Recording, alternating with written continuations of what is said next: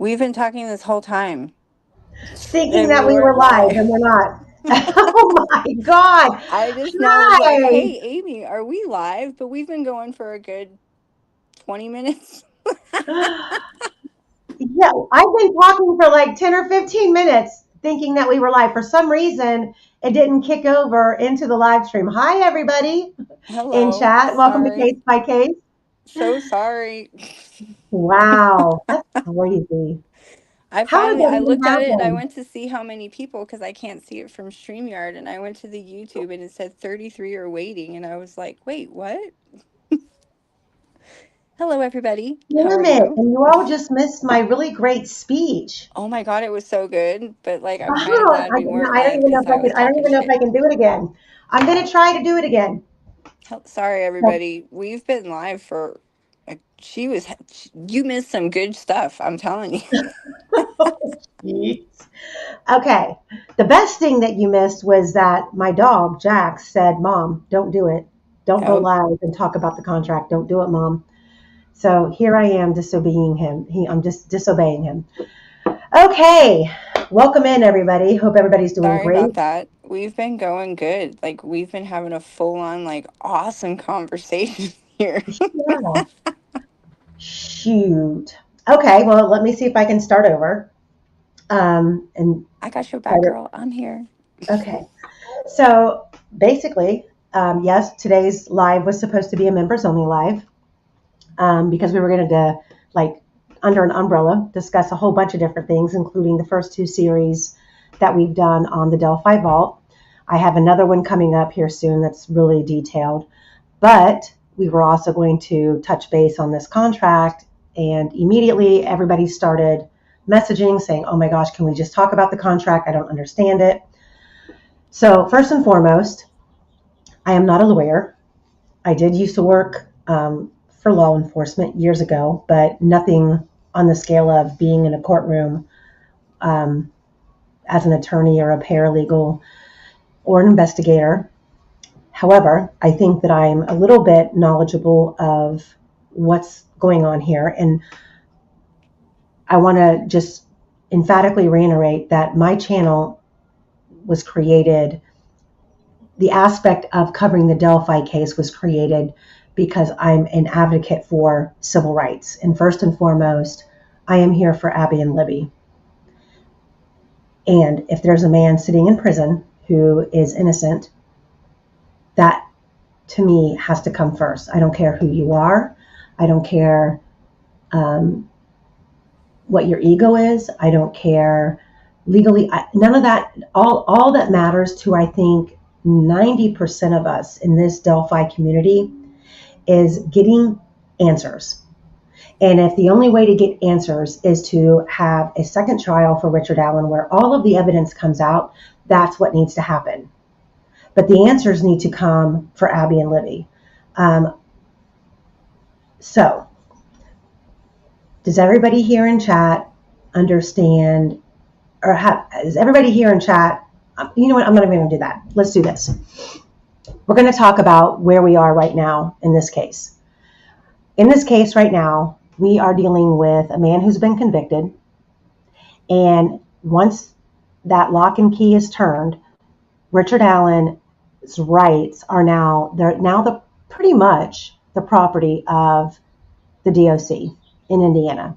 Yes, he has some civil rights, but he is limited, and he is also under the constraints of the legal um, precipice of how things are going to operate from here on out. You know, when you're, and this is the absolute worst part of this case. When you are charged with a crime, you are innocent until proven guilty. Once you are convicted of a crime, you are now guilty and must prove your innocence. That is why a defendant should be allotted as much latitude as possible during an investigation and a trial to allow them to put on the best defense that they possibly can. Why? Because if they're convicted and they're found guilty, now the teeter-totter flips. It is now up to him to prove his innocence. So in this case, what's happened is Richard Allen was put at the base of a mountain and had to climb up the mountain. And once he got to the top and he was found guilty, now he's having to climb another mountain. And that's not the way that it should have been. He should have been given enough latitude, third-party suspects, evidence, proper investigation. We've dealt with 70 days of investigation and interrogation videos being deleted. This man was not allotted the normal innocent before guilty. I don't even know what it's. I'm speechless at this point about how you find yourself in this position, or how someone finds themselves in this position and is able to combat it. So, Richard Allen was found guilty. Yes, we know that. 130 years. Now we are looking at the direct appeal. And I'm going to do my best. I actually invited Travis on today. Travis is tied up with legal work. So he might be able to come on later and discuss this. So I thought, what the fuck? I'm gonna take a bat at it, even though You told me I couldn't cuss. I know. Sorry, no more cussing. I'm No disappointed in you. no more cussing. It's very hard in this case because you get so frustrated. So I'm not here to choose sides. I'm not here to say this side's right, that side's right. What I'm going to do here today is I'm going to in layman's language to discuss my understanding and my interpretation in a broad view. I'm not saying that anything that's coming out of my mouth is an absolute factual statement. It's really speculation. But I'm going to give you my perspective on starting with the direct appeal and what my experience has been dealing with people who have gone through the process of a direct appeal and where that leaves post-conviction relief, which this contract that we're about to discuss is a contract for representation that was offered for post-conviction relief by two attorneys, Michael Osbrook and Carol Weinecke. The two of them came together and created this contract and presented it to Kathy Allen. So, direct appeal is where we are right now. Number one, a direct appeal. Kathy says chat gets one free cuss today. Only one. Only one. Only one. Make it a good one. Don't choose the F word. It's so unoriginal. I know, and I just used that. Sorry. That's what I always use too. I can use it like 7 different ways in a sentence, and still have it make sense. For me, it's when I find lack of a word. Like you just have all of this like bottled up emotion and you want to just spit it out. Yeah. So direct appeal is where we're at. Thank you, Weircat. That's a good one. Got a lot of scene.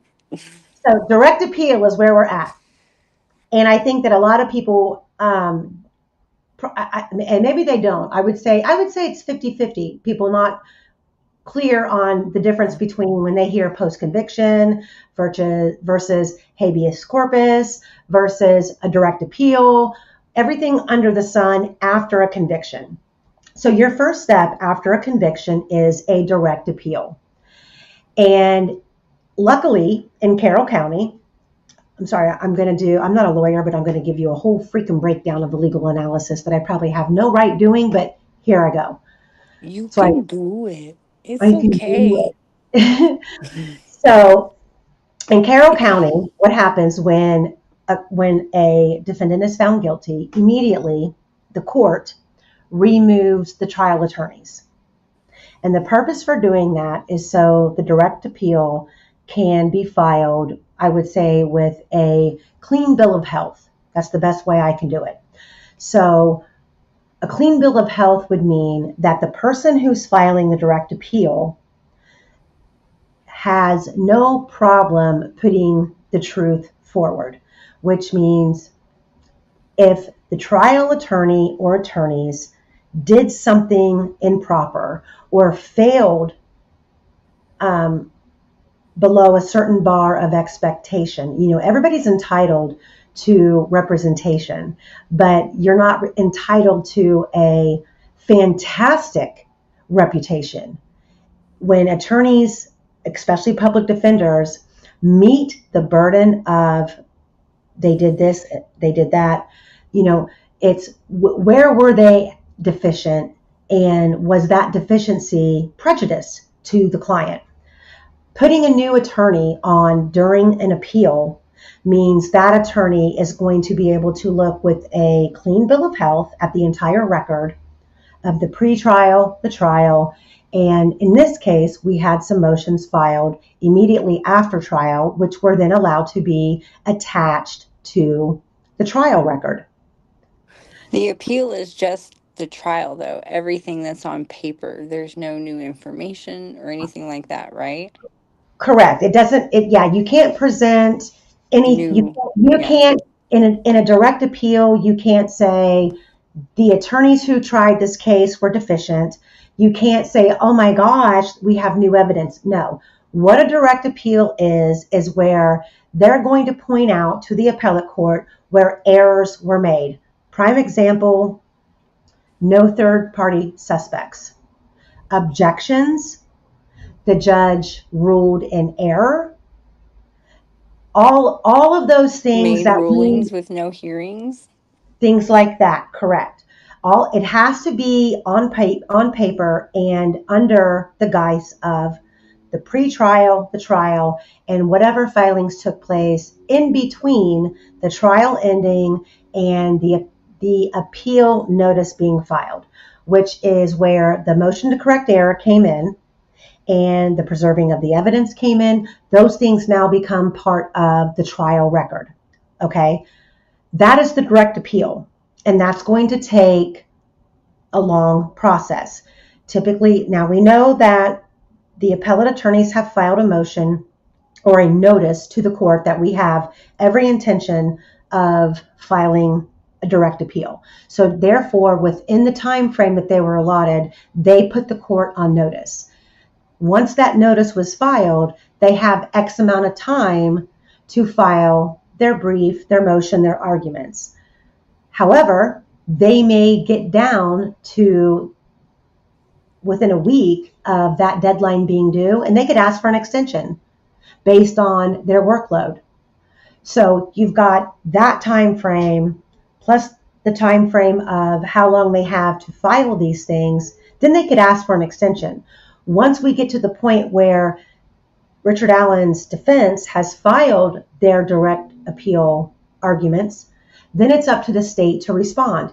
And the same thing applies. They can extend, ask for an extension, then they respond. Typically, then after that, you have a time frame where the appellate court has to determine a ruling. That ruling can be anything. It can be a complete denial. It can be, well, we feel like this needs to go back to the lower level court where it started, and these things need to be addressed. So that means the case and the arguments get kicked back to Judge Gall, which I don't think any of us feel that there's any kind of hopefulness in her ruling in Richard Allen's favor. So this thing can go on for a very long time. And But Amy, huh? but Amy, I have a question. During the appellate process, can post-conviction relief still do its investigation?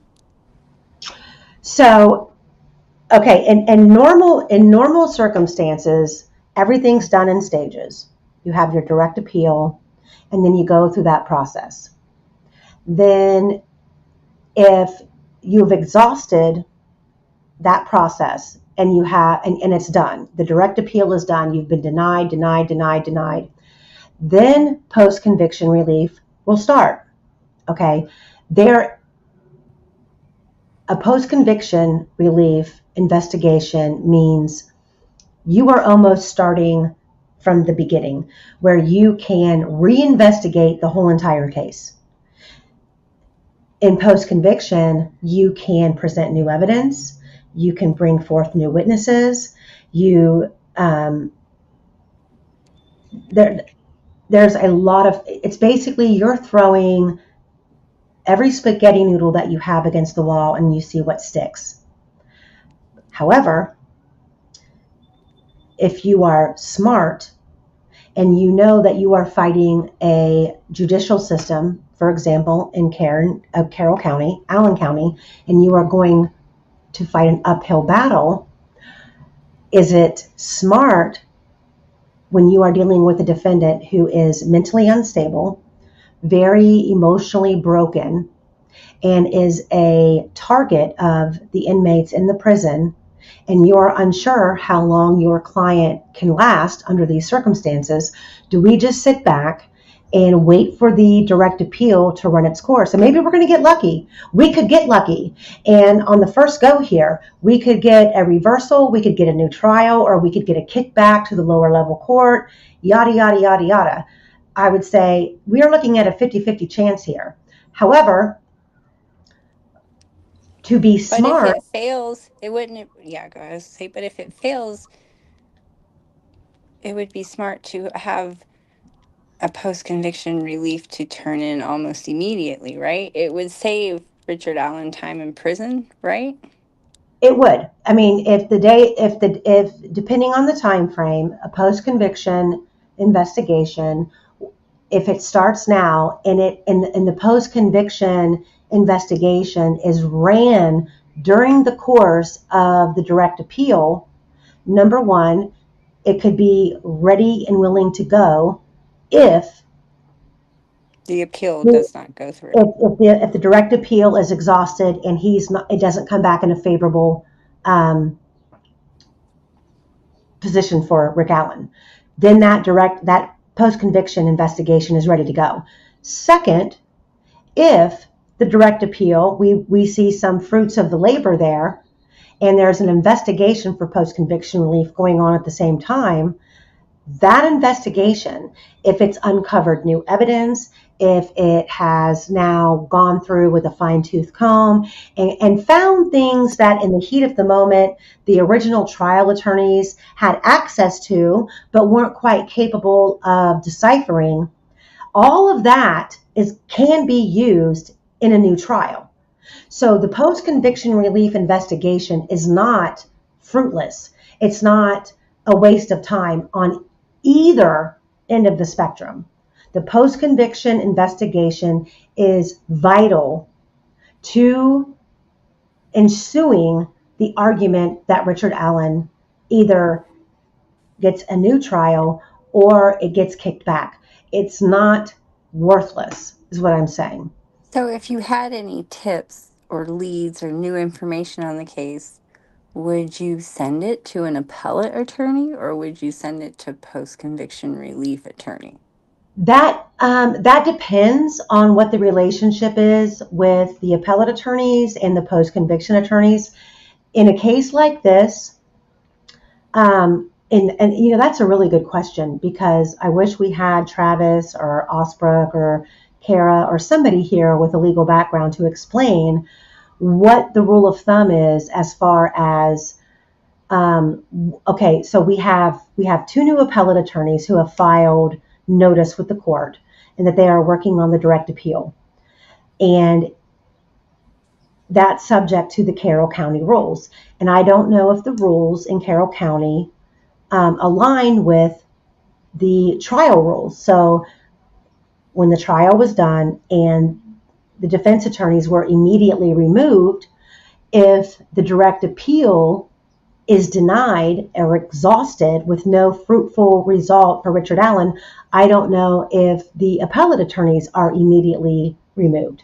And see, and I think that everybody needs to understand too that Indiana is one of the only, there's not many states in the country that you get the state to provide representation beyond the direct appeal.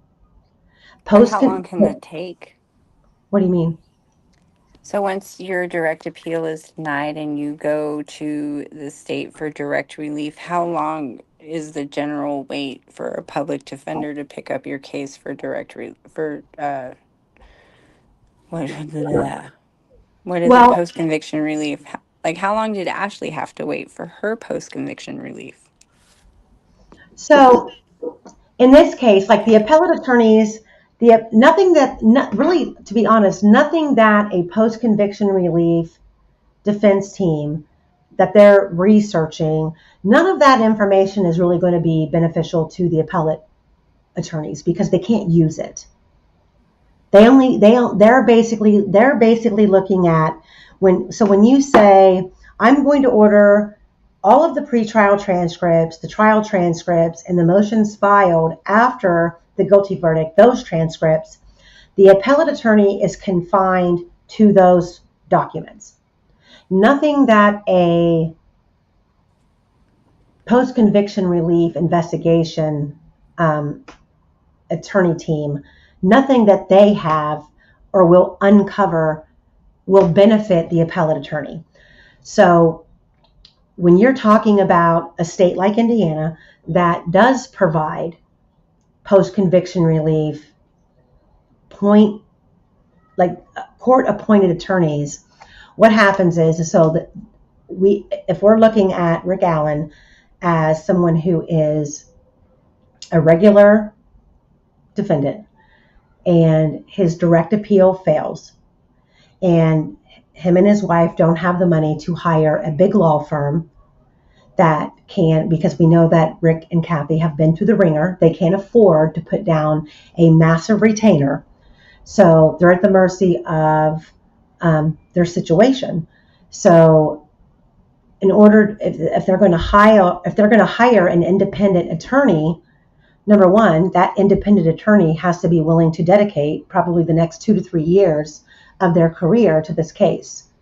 And will they or do they have the resources to defend him properly? Two, if they fall back on what's provided to them by the state, Richard Allen will then go on a waiting list like every other defendant in the state of Indiana who is awaiting post-conviction relief for a public defender to become available. What that time frame is up in the air. I know based on this same scenario with Ashley Garth's case. Ashley filed her direct appeal. It was denied. And so that she immediately went into post-conviction relief, which there's a clock. So they call it stopping the clock. So you're given X amount of time to file your notice of post-conviction relief. Because once your direct appeal is denied, the clock is ticking, and you have to pretty much either move forward with your post-conviction or you've got to stop the clock. What happened in Ashley's case in Indiana is that she filed on her own, which is called pro se. She filed a motion for her post-conviction relief clock to stop. It went to the public defender's office. They recognized that she was going to be relying on a public defender for post-conviction relief. And Steve Schutte, who works in the public defender's office, filed a motion with the court for a stay and explained, we don't have enough manpower to take this case on right now. So we are going to ask the court for a stay, meaning stop the clock. We can't, the court can't punish the defendant because the representation that the state has made available is unavailable. So we're going to stop the clock, which is what they did. Once Steve Schutte stopped the clock, Ashley sat for 2 years until a public defender was assigned.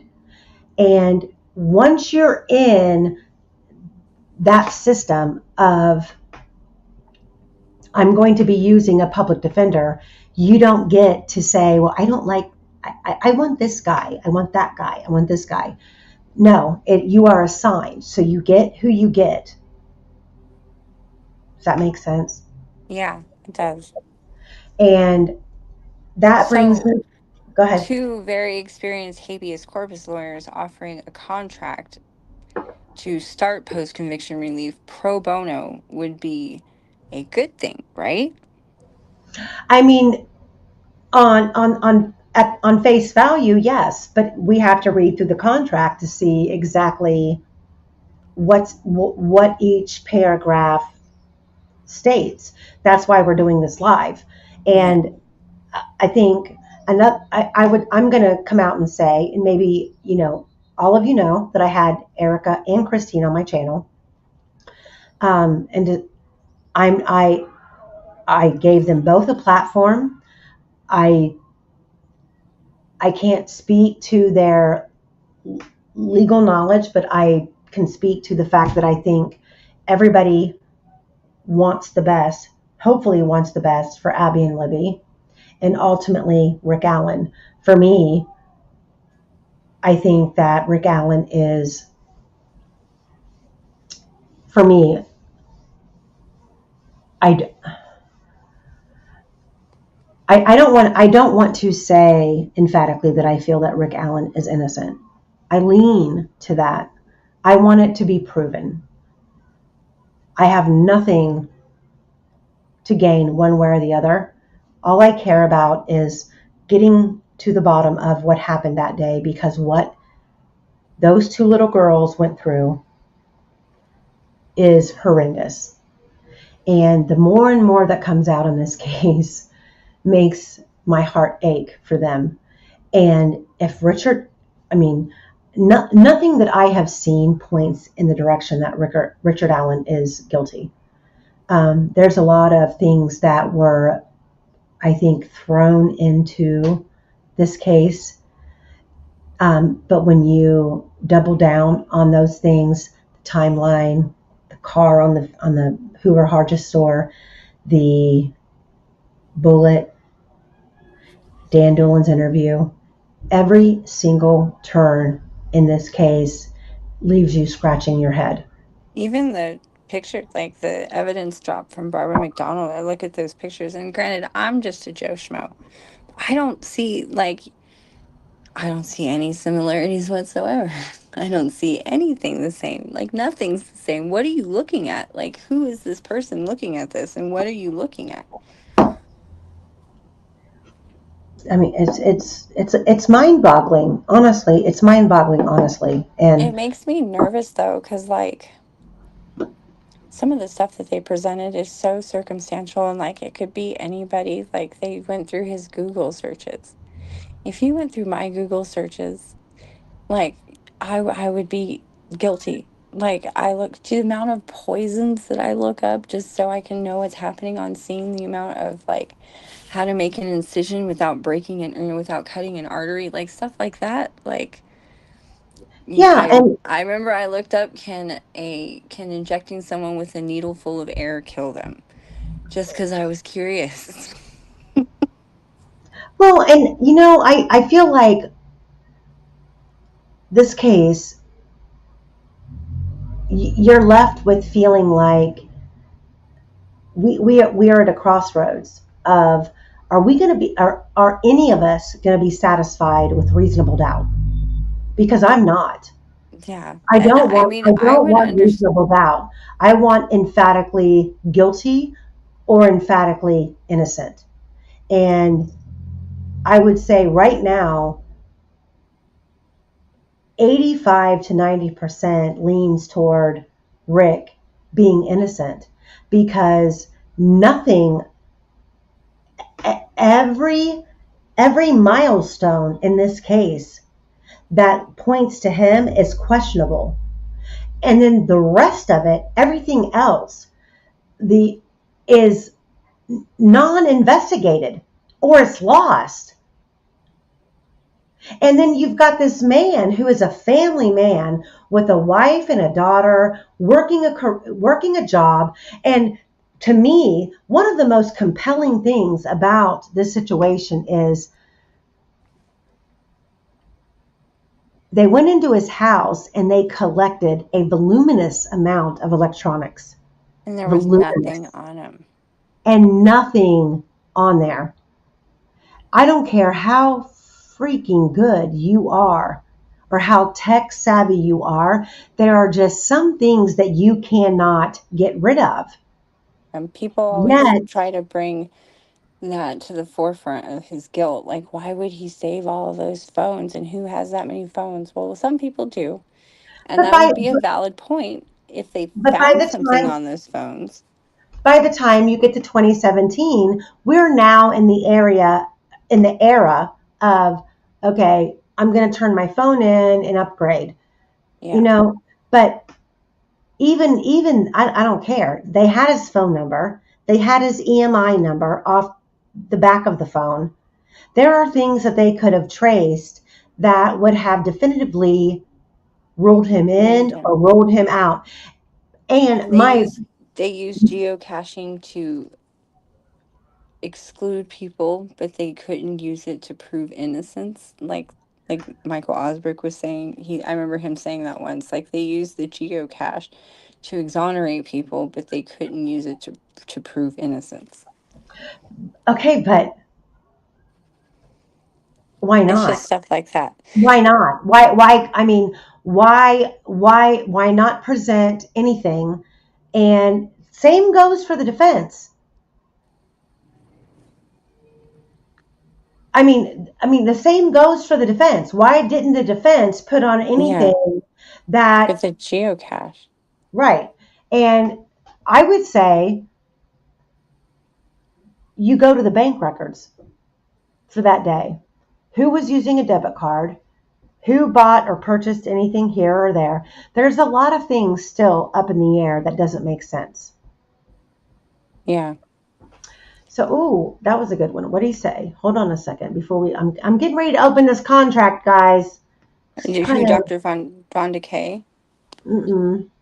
Mm. So what he said.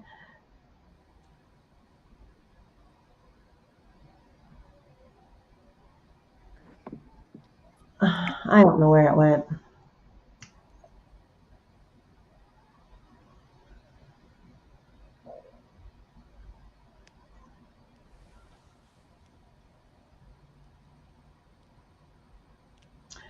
Court of public opinion. He says, I am. Oh, come on now, buddy. I Look am at so sick you. and he said, I am so sick and tired of hearing that this is about two dead girls. There are so many other victims. Robert Fortson, Rick Allen, Greg Ferenczi, Maya Thompson, Stephanie Thompson, and the Flora 4 and more.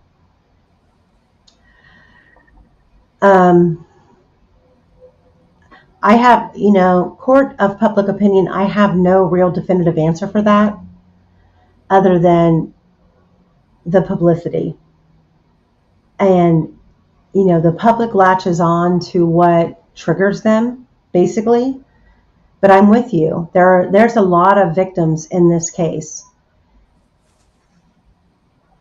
And I don't know how we rectify, how we focus, I think with this case there's a real human value about these two little girls, and there's a lot of evidence that can be speculated upon that makes this easy to discuss in the public eye. But you're absolutely right. There's a lot of victims in this case. A lot. I feel the most for the mothers in this situation. Yeah. I mean, you can't not. And the thing is no, I don't know. Like, Let's look at that contract. I have some questions. okay, let's do that because I'm gonna just get angry. I want to look at For no things in the reason. contract, like whether or not it mentions like things it does and does not mention. I've heard some rumors on the YouTube streets. I want to see what it says. Hmm. It mentions mental competency in any way. If it mentions who gets all the evidence, I don't know, I mean, I read it. I don't see what other people are saying, but let's go over it and get everybody's opinion. Yeah, so we're gonna read through it and just public service announcement.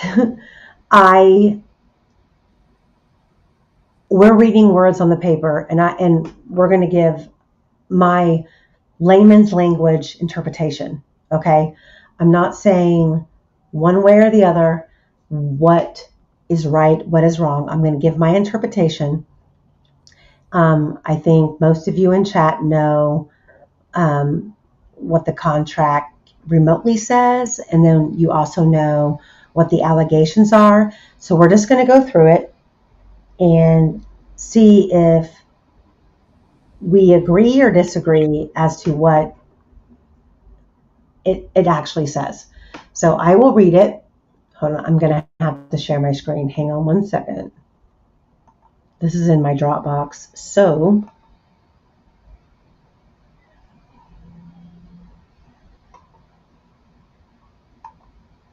all right, I got to expand it. Hold on. Okay, so this is page 1 of 5. Can you see that? Is this what I sent you? No, this is one of the other researchers uploaded this into my Dropbox. Ooh. Can you see that? No, you can just see the top of it. You gotta expand the whole screen. Okay, but do you see 1 of 5? Yeah, I see 1 of 5. Okay. So do you see me scrolling? Yes, ma'am. Okay.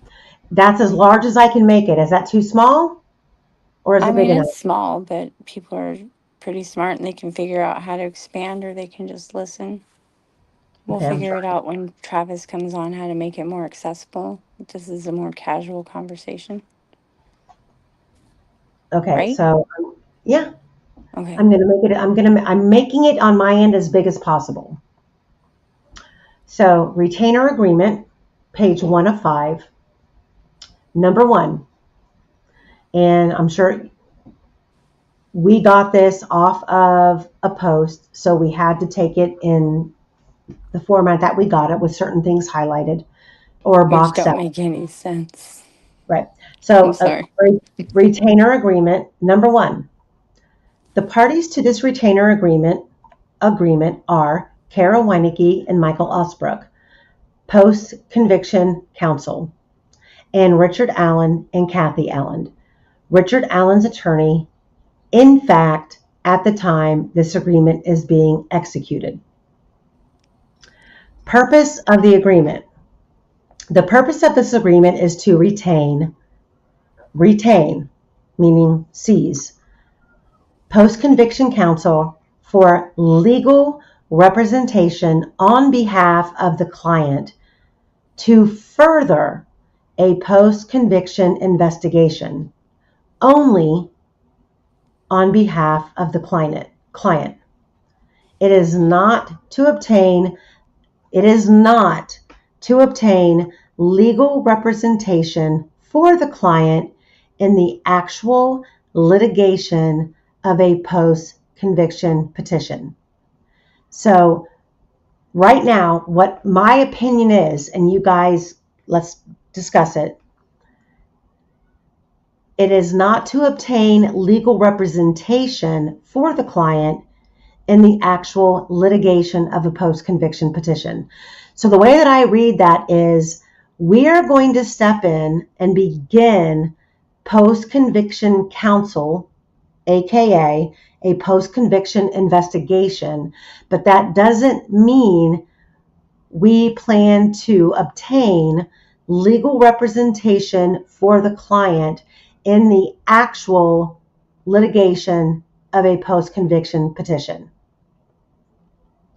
Am I That's what it sounds like to me. okay? So objective meaning the purpose of the representation. The purpose of the representation, the objective of the representation is to advance, meaning move forward, the post-conviction investigation related to Richard Allen's convictions in the state of Indiana versus Richard Allen. Carroll Circuit Court, number yada yada yada. Advancing the post-conviction investigation means developing facts and legal strategies outside the direct process intended to obtain Mr. Allen's release from prison as quickly as possible. That So sounds like a good thing. how does everybody interpret that? I mean, sounds pretty legit to me. I think that's the goal of everybody involved. Advancing the post-conviction investigation, meaning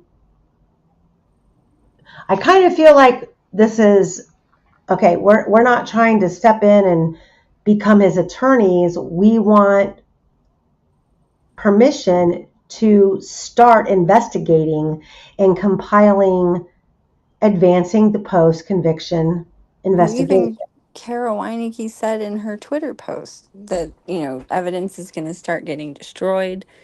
Things are going to start going missing. Witnesses are going to start forgetting. So we need to start gathering this information now, Okay. which is what they're trying to do. It's just, it needs to start, Mm-hmm. is basically what it's saying. So the next paragraph discusses independence from appellate counsel, meaning the attorneys who are subsequently starting an investigation for the post-conviction relief. It says independence from appellate counsel, which would be independent of those currently filing the appeal, the direct appeal for Richard Allen. And this says, under this agreement, post-conviction counsel will cooperate as reasonable, helpful, and necessary with the client's appellate counsel. Okay, let me read that again. Under this agreement, post-conviction counsel will cooperate as reasonable, helpful, and necessary with the client's appellate counsel in order to maximize the client's chances of success in his pending direct appeal in Richard Allen versus State of Indiana, Indiana Court of Appeals, case number blah. At the same time, this agreement recognizes that the post-conviction counsel will be working independently of the client's appellate counsel and are not subject to the authority of or direction of the client's appeal counsel.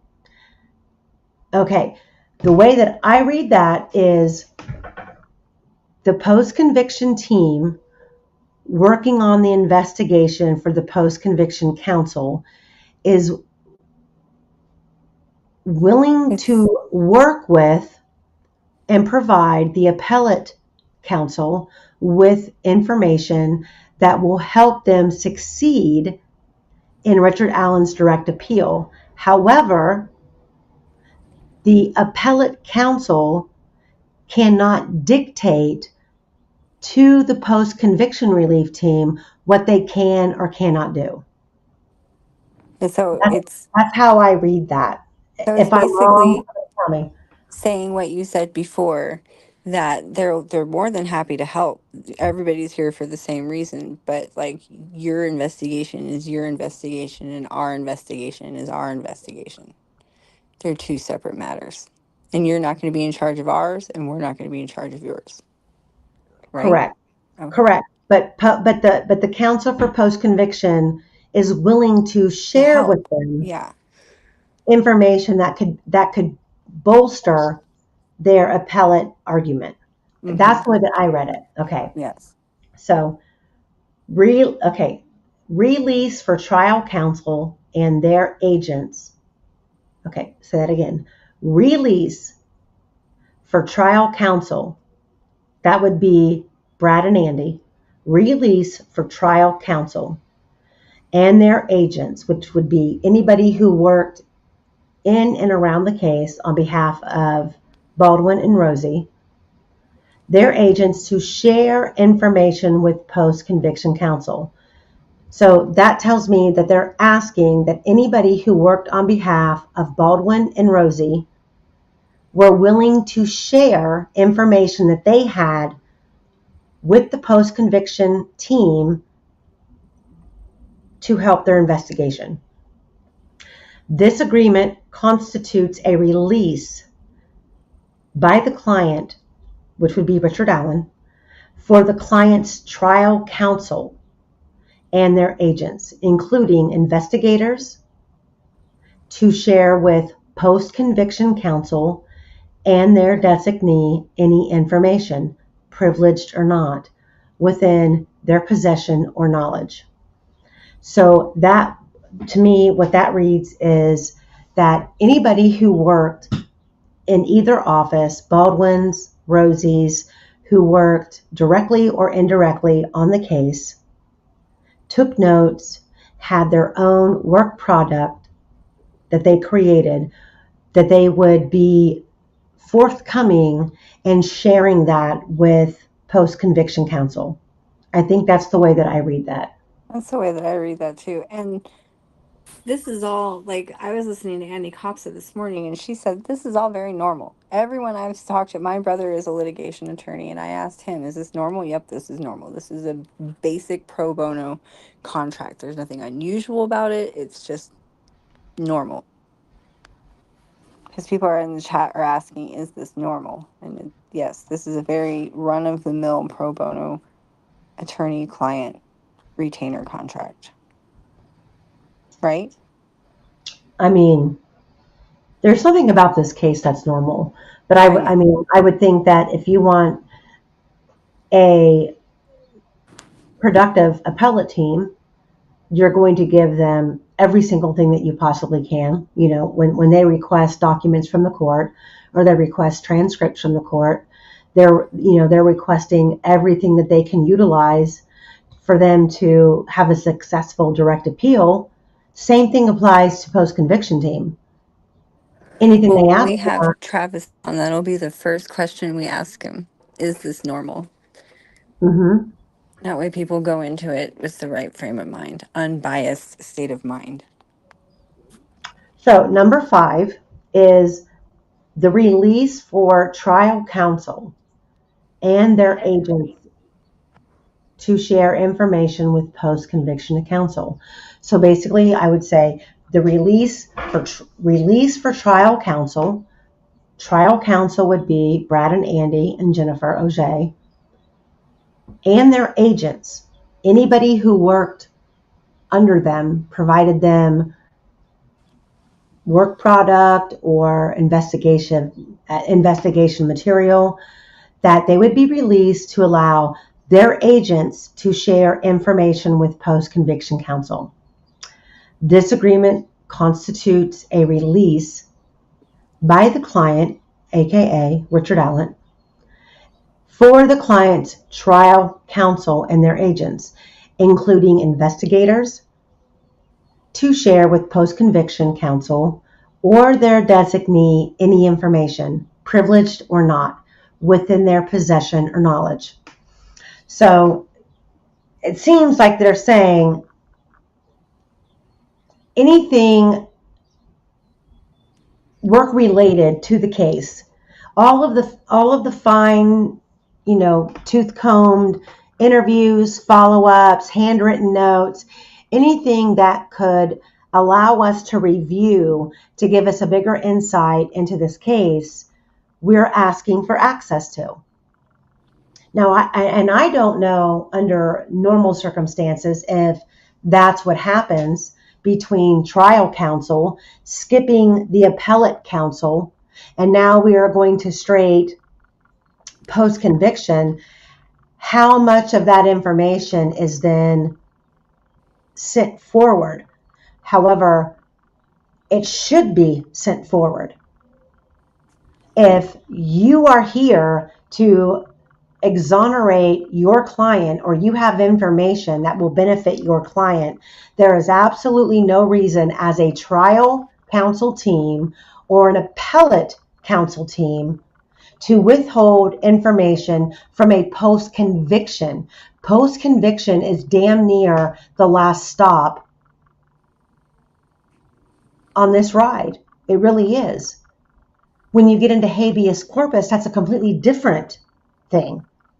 But you would think that anybody who has Rick Allen's best interest at heart would be more than willing to pass all of this information forward. We've done our job. Our job didn't, bear fruit. We're going to pass it on. The So, appellate team says we did all we can do. We filed all of the motions that we can file. We've been denied, denied, denied. So everything that was sent to us by the trial attorneys that we now have in our appellate hands, we're going to pass on to the post-conviction relief team. so let's That's go what that back. that's what Can I that says ask to you me. a Can I ask you a question Really, about so habeas corpus? What that has to do with? Can you explain habeas corpus? honest, you know what? That has to be a whole nother um, live. Habeas corpus is a little bit more complicated, and it tends to fall in between So if where you we were where, going to where be we're left doing after post conviction in federal court.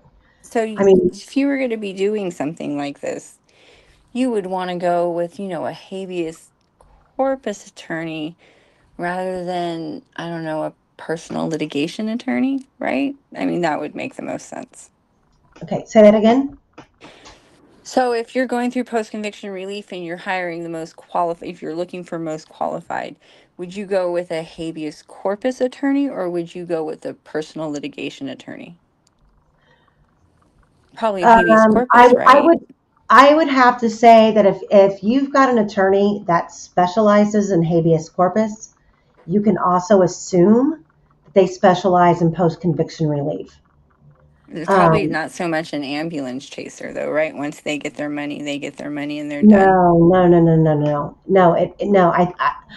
Honest to God, I don't even really feel comfortable voicing opinion about habeas corpus because it's something that that's one area that I'm not really, really familiar with. But I would like to think that some of the elements of post conviction roll over into the realm of habeas corpus. But I think that habeas corpus can bounce around in court, especially when it comes to the civil rights aspect of it and what you can get done. So habeas corpus is something that I would prefer an attorney to address on here when it comes to. I see Um, Dr. Vonda Kay saying that Kara has a live where she has a slide. Maybe one of these days we can look at that. I was just wondering mhm. because I've heard that there are new attorneys. I've seen a name. I looked him up. He's a personal litigation attorney, like a accident injury type lawyer. So I don't know. Oh, Like the commercials, look you who know what I just mean? blessed Like, us with his presence.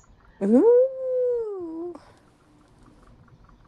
look at Michael Osberg. He's saying what I'm trying to say. I just didn't want to say it.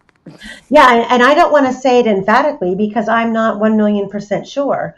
So I I think would, that as far as habeas corpus, which is Michael's, um, that's his bread and butter.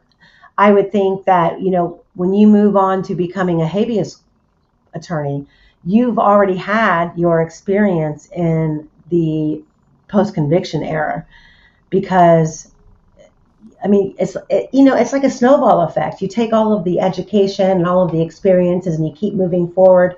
And I think that habeas is really the end of the line. Habeas is the end of the line for a client, and no one, um, that's a hail mary. And I know that Michael Osbrook is got isn't a he like number phenomenal. one and he's been already been writing most of the motions and he's already has a lot of the discovery. He's not coming into this case, cold clocked and Well, he's not an ambulance chaser. So I think no, that he no, would no, be no. the best option for this. None of these, I don't think any of these guys are ambulance tracers at all. I think that, like he just stated, I started Fed habeas work because I was so tired of the state courts.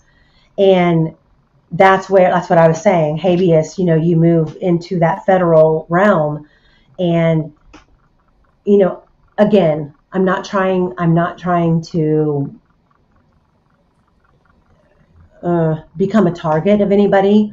I Yeah. want to believe that everybody here in this community has the best thing. They want the best thing for Rick and Kathy. And first and foremost, I think we all want the best thing for Abby and Libby. And if we are, all I'm doing is reading the words on the paper, to be honest. I want to read the words on the paper and decipher them. And reading them out loud tends to help Yeah. clarity. So It's just, I wish that I don't like all the everybody, infighting. yeah, no, Does it's not ridiculous. the infighting does not make our side of the fence look strong. It Yeah, doesn't that's make lynch our mob side of the stuff. fence a community of we all believe that Rick Allen. Like we can't have this infighting. Yeah. That to me is first and foremost the biggest issue. We can't have the infighting. Mm-hmm. And I want Kathy Allen to know that everybody here in this community supports her Yeah. and her decisions. However, when you're being offered something for free and there's no detriment to the outcome that is going to hinder you, take all that you can get, for God's sake. In this situation, take all you can get. And Erica and Christine, absolutely, as private investigators on this case, I don't care who is obligated to pay them. They should have been paid for their time. Period. They should have been paid for their work. They should have been paid for their time. But is this the right way to go about that? And who's responsible Dividing a for paying them? community, that I don't know. I'll address that at the end of this contract. Mm-hmm. But it's one of those things where, I don't want to take sides. I know that I I've gotten to know Michael Osbrook over these last several months, and as much as I've begged him to explain certain things or to give me certain things, he refuses because of his ethical obligation. I only have that to go on his integrity. I've talked to Erica and I've talked to Christine, and they both have heart and passion in this case. And I don't know how, where, or why all of this came to blows. And it's not my business to know. I'm a YouTube creator. I know my place. I stay in my lane. I want to help, but I damn well sure don't feel like I am someone who should be stepping into the forefront of dictating a case where people's lives are at stake. That's not my place. Not my place. I think that in my opinion, I think that it's all about ego for me. Like it feels like, Well, you know what? And whether if it is or if it's not, there's no room for that right now. There's yeah, absolutely no room for that right now because time is of the essence. Time is of the essence. And Rick Allen's mental state is fragile. And the longer this goes on, number one, like Rick Allen is in the forefront. He's in the spotlight right now. Why? Because everybody's talking about this. But if we get to a stalemate and the media attention and all of us, I mean, I'm sorry, but YouTube is now the new platform for real investigative work and real information, because we are not confined to broadcasting rules or what our executive producer wants us to say. We can say what we want to say. And If a it was lot of up to, people, I mean, if a it was lot, up to, sorry, go ahead. a lot of people will turn to us with real information locally from the ground before they'll go to a big social media outlet. And I'm not tooting our own horns. All I'm saying is you have to be responsible to be in that position, and not to just fly by the seat of your pants and put all the information out there that you have just for clicks and likes. You can't. If you It's do, irresponsible. it's irresponsible, and it's not. I mean, what is your cause? What Here, is your cause? I'm going to shut up on that one. Yeah, what is your cause? I respect all of the fellow YouTube creators. I respect them all, whether I agree with them or not. They've all done their due diligence. They've all done their own investigative work, and it's a lot. It's a lot. I'm talking, I work a 40-hour-a-week job, and I get off work and I come home, and on my days off in between, like I work Tuesday through Friday, my evenings are spent like all of catching up on all of the information that was sent to me that day, trying to decipher it and see what's credible, what's not credible, checking the sources, putting it all together. And then on my weekends, I spend, if I'm going to go live on a Saturday, I'll spend 6 to 8 hours in front of this computer putting something together that I feel you guys can all appreciate and it makes sense. And I I know, testify to that because she calls me and bothers me the whole fucking day. Sorry, that was my one cuss. My one cuss. I'm sorry. well, it wasn't a good enough one. I'm sorry. I'm sorry. It wasn't a good enough cuss. But I think all of us creators out there do the same thing. But you can't let your ego get in the way. You can't go, okay, well, this is how I see it. And if you don't agree with me and you're in my chat, I'm going to call you names. I'm going to cuss you out. I'm going to block you.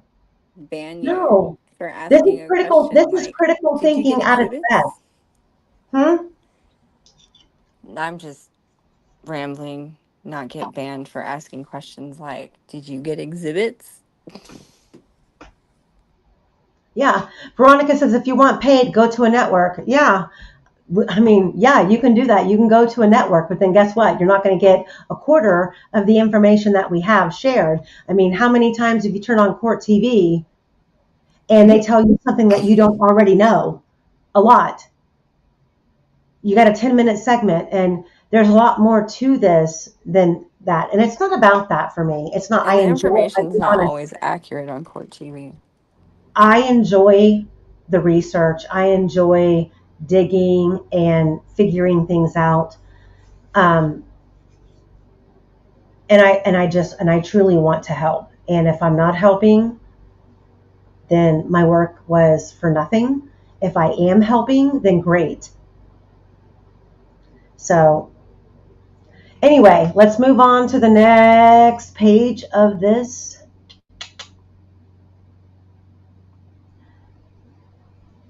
contract. I'm being so good right now. I want you to know that. Thank you. Okay, so we're going to go on to the next one. Hold on. So we should be on page 3.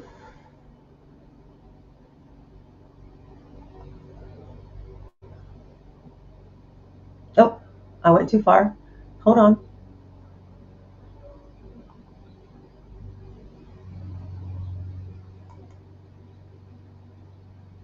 Page 3. Can you guys see that?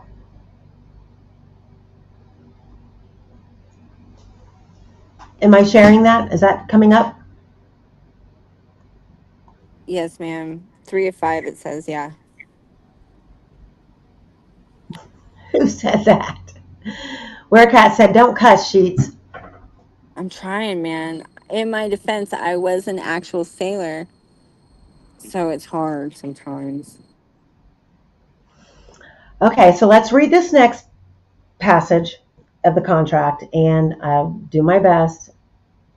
And everybody will probably shoot me with BB pellets because I'm wrong. I don't know. We'll see, because I've read this 2 or 3 times, but reading it out loud, you always get a different, impression. Retainer agreement, page 3. Obtain a copy of the transcript of any pretrial hearings, when available, from the client's appellate counsel. So what that means is that when an appellate attorney steps up, they are then provided all of the before them transcripts, meaning pretrial motions, hearings, trial. All of that then is passed on to the appellate attorney. So what they're asking for here is they obtain a copy of the transcripts of any pretrial hearings when available. Very simple.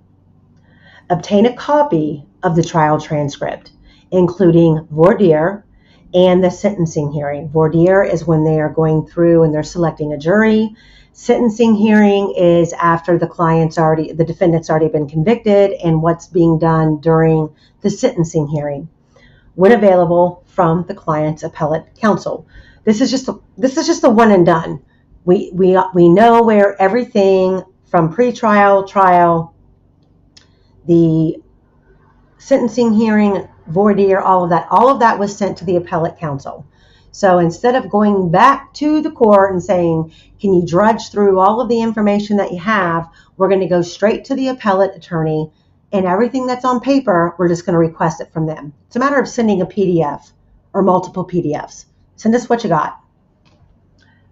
Require a post-conviction counsel deem necessary and prudent any non-disclosure agreements from anyone who becomes involved in the post-conviction investigation. So that's a tricky one. Require, meaning we are demanding, this is how it's going to be. We require you as post-conviction counsel, as we see necessary and prudent with purpose, any non-disclosure agreements from anyone who becomes involved in the post-conviction investigation. The way that I interpret that is, if anybody has signed any disclosures prior to post-conviction counsel coming on board, they are asking that they have access to those people and what the four corners of the document that these people signed an agreement consists of. What was their purpose for signing these agreements, and who are they? That's the way that I see it. I think that that's the part that some people have a problem with, from what I can understand. So, Osbrook or somebody legal, if you're in the chat and you can give us a better definition, please. But that's the way that I read it. That between trial and between appellate, people signed non-disclosure agreements, meaning what I know, what I've seen, what I've read, what I've heard, I can't discuss. And they signed a contract to that. And post-conviction counsel is saying, we need to know who these people are and what it is that they signed the non-disclosure contract for, which makes sense. Like, Eureka! I wouldn't want to be blindsided by somebody who had more information that I knew that they had, and they came out and said, well, I signed a non-disclosure under these people, but I'm not signed under you, so therefore I can say whatever the hell I want. I'm thinking that this would allow the post-conviction team to evaluate all of these individuals and to see who, if any of them, needed to be further deemed necessary to be under a non-disclosure contract. I'm That's curious. Luke my take. says That's a restrictive covenant on MA and CW. It's not a requirement on the appellate attorneys. It shows preemptive willingness to be bound by NDAs. It is not harmful in any way. Okay. I don't know how to pull up chat comments like you do, so I just read it. So this one says, speak and write publicly with due regard for the client's pending direct appeal,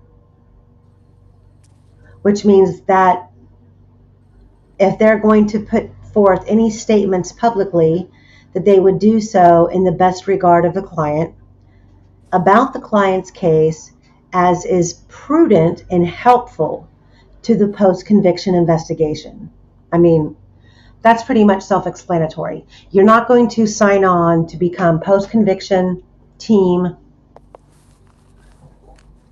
attorneys and then go public and destroy your client.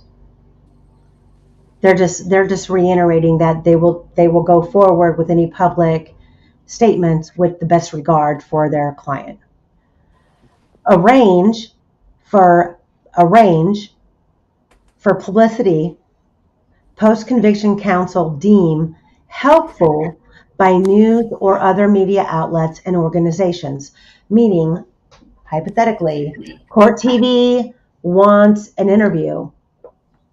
The post-conviction team would therefore debate and decide if this interview is going to be helpful to their client, that they're basically limiting their public presence only in the terms of helping their client.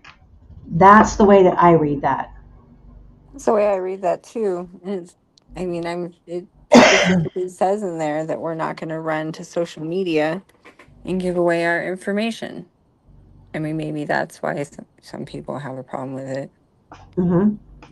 Next one is to obtain from David Hennessy. If you guys remember, attorney David Hennessy, worked on behalf of the defense in certain pretrial hearings and pretrial motions. He's also the one who headed the fundraising aspect of this case when the judge was denying access to funds for experts. He took on the role of handling the fundraiser, and whatever wasn't paid out during the course of pretrial to prepare experts or to hire experts or to fly experts in, pay for their hotel stay and their time working behind the scenes to prepare for trial. And while at trial, Hennessy was in charge of the funds that were raised to help pay them. So now post-conviction is asking to solicit the funds either privately or publicly to cover, wait a minute, I'm sorry, I skipped a line. Post-conviction is asking to obtain from David Hennessy any funds publicly raised during the pretrial phase of the client's criminal case and currently in Mr. Hennessy's possession or control. So post-conviction attorneys are asking to obtain those funds. Now, let me keep going. I know I donated a lot of money to that fund, probably over $700, and that's what I donated it for the defense to help Richard Allen. So I mean, I'm happy that they're asking for those funds for his defense to help Richard Allen. So in this paragraph, the way that I particularly see it is,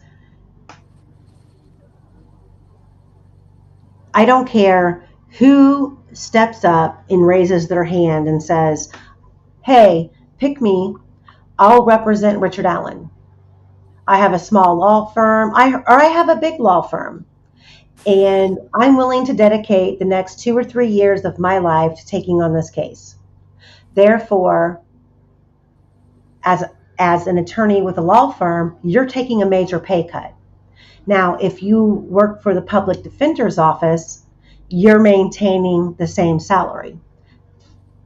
Now, if you are a private attorney with your own law firm, you then bear the burden of hiring and paying for outside resources. If you are a public defender who steps forth, like Osbrook and Osbrook is stepping forth. He works within the public defender's office. He maintains the same salary. However, he's then going to be under the rule of thumb of submitting bills or requests to the judge, aka Judge Gall. I need an investigator, I need a DNA expert, I need a crime scene reenactment expert, I need a ballistics expert. He then becomes at the scrutiny and ruling of the judge. There is no way, if and or but, around any of this in which you have an attorney who is not going to request the ability to use those funds for future defense purposes for Richard Allen. That's what they're for. I don't care. Yeah, that's what it was raised for. And if it wasn't exhausted during the trial and you have a dollar amount left over, any attorney, I don't care if you're Alan Jackson, who's currently representing Karen Reed, and he's being paid a salary. If there are funds that were raised to help him benefit his client by paying for, I mean, let's go back to Sarah Eltridge, who was on Defense Diaries, the phone expert, and she said that she was paid, what, $12,000 out of this defense raised fundraiser? And there was only And, and $40,000 in it. she's one expert, and she wasn't even able to conduct the extensive, in-depth research into this case because the defense couldn't afford to pay her. They had to allocate that money elsewhere. No attorney taking this case, I don't care who they are, what firm they have, and what resources they have. If there are funds sitting in a cloud that was raised for Richard Allen's defense, that money needs to be allocated for his defense. And I'm going to say it again. If you are laying in bed at night and you are watching one of those sad sob stories about what is it, ASPC, the animal, The Sarah McLachlan one. In right, the and they're arms. asking for donations, do you then, once you donate $19.99 a month, do you then 3 months later and call them and say, I want to know where my money went? No, No. you're donating to a cause, and that money is spent for that cause. That even means if in a bind of a circumstance, if a law firm has taken on this case and they have forfeited their natural income, their ability to take on other cases, and now their income is cut down to half or a quarter because they're defending a worthy client, if they want to spend $300 out of that fundraising money to pay for ink and paper, to Xerox and copy, or buy stamps to mail, is that not all incumbents of a defendant's defense?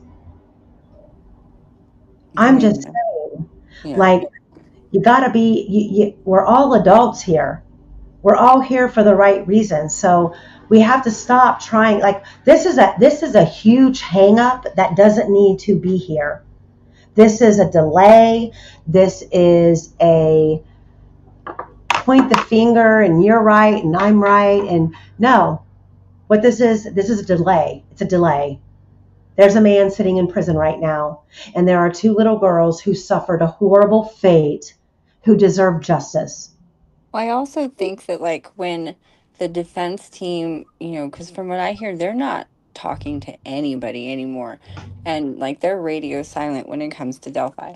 And then, so when that happened, it created this vacuum of people who wanted to, like, the the information that was being put out was a lot of times wrong, and it was shouldn't be out. We're posting contracts, and then now that the professionals want to come in and rein that in, I think there's people who have benefited from that slight period of chaos, and they're panicking because that access may be taken from them. That's my opinion Mm. from what I see, and Mhm. I'm just a girl from the valley. I'm just a valley girl. Like, oh my god, that's what I think. Mhm.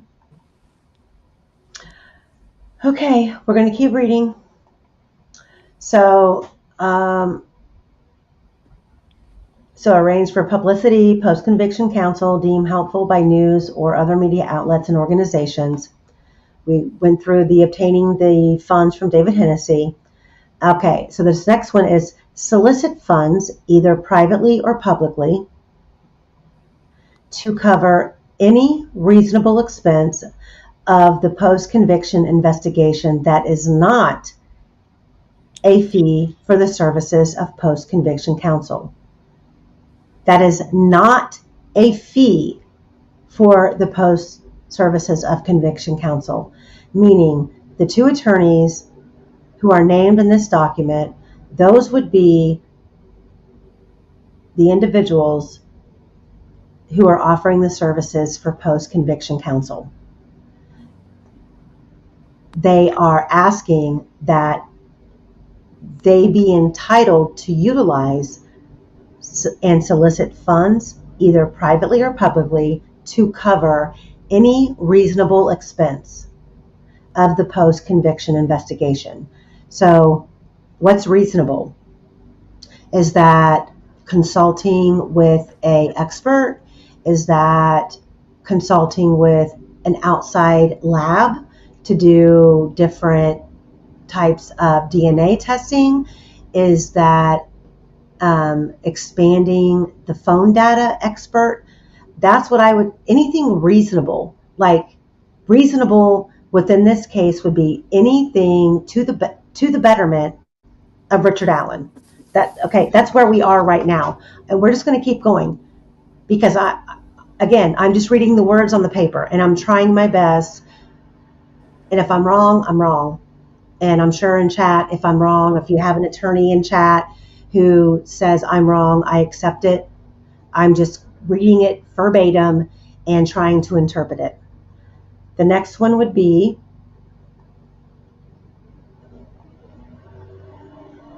if I was, Mom won't just let me open it.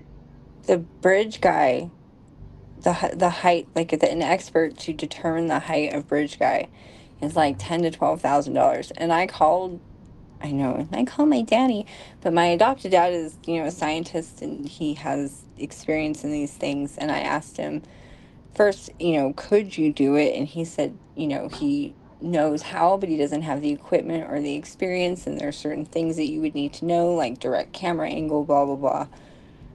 And I said, so someone who could be able to figure that out, they would have the right to charge $10,000 to $12,000 as an expert for it. And he goes, oh, absolutely. So Well, this that's next that's expensive. And that's this one next expert. this next paragraph, and I do have a lot of experience with this because my business used to have one. So the next paragraph is to seek an organization that is tax exempt under a 501c3 of the Internal Revenue Code,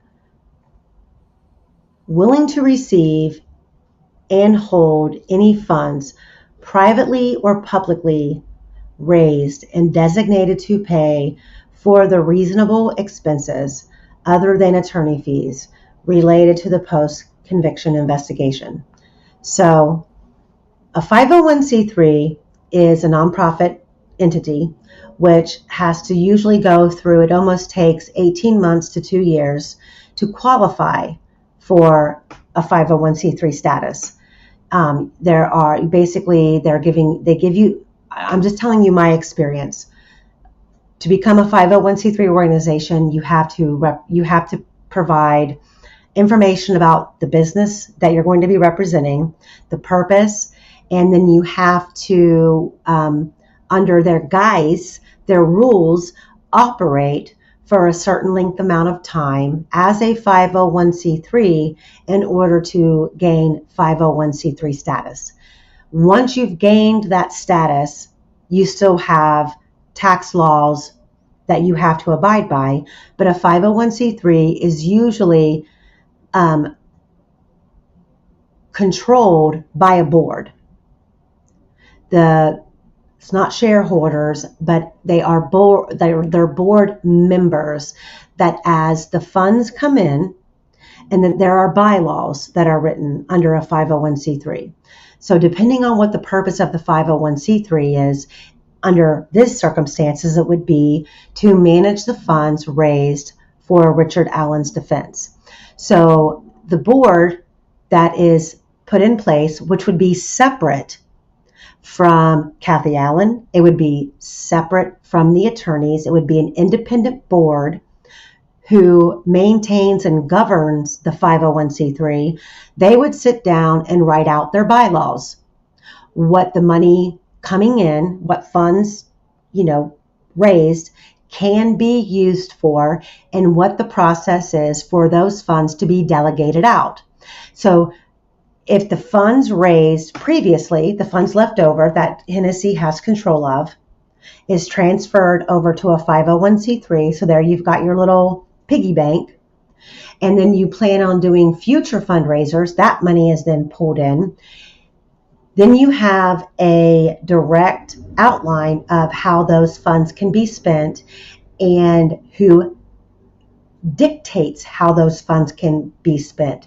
And basically, it is not going to be a situation where the post-conviction relief of counsel, whoever they are,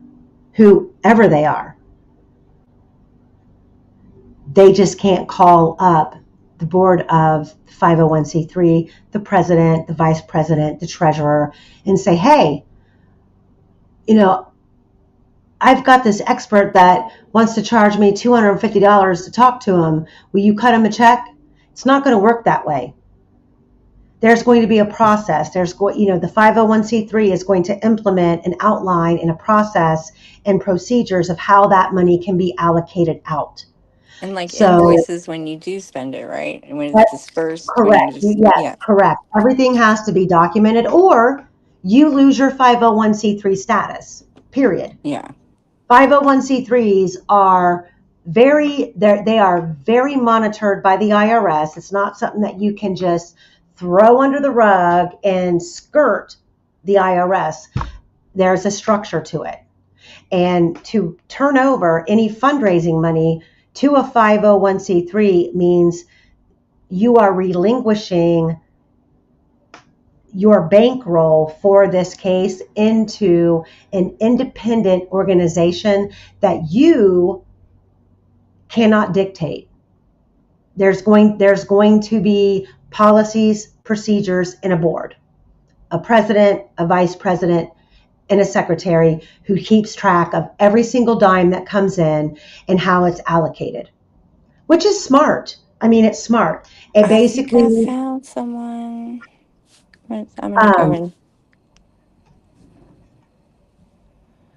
I'm gonna go. I'll be right back. I gotta go in through the back way and do some shit in the chat. Okay. So the next paragraph is establish an organization. So these are two relatively similar paragraphs. One is to seek an organization, because sometimes you can find an existing organization who already has their 501c3 status, which does take time to obtain that status with the IRS. Versus, if they can't, then they will establish their own. Establish an organization that is tax exempt under a 501c3 of the Internal Revenue Code to receive and hold any funds privately or publicly raised and designated to pay for the reasonable expenses other than attorney fees related to the post-conviction investigation. And I think I've already gone over the ins and outs of how that works. The next one is deposit in their attorney trust accounts before a suitable tax-exempt organization has been found or established.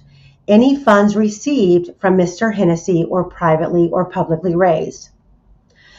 So this is a paragraph that I really do not feel comfortable addressing. I think the way that I'm reading it is if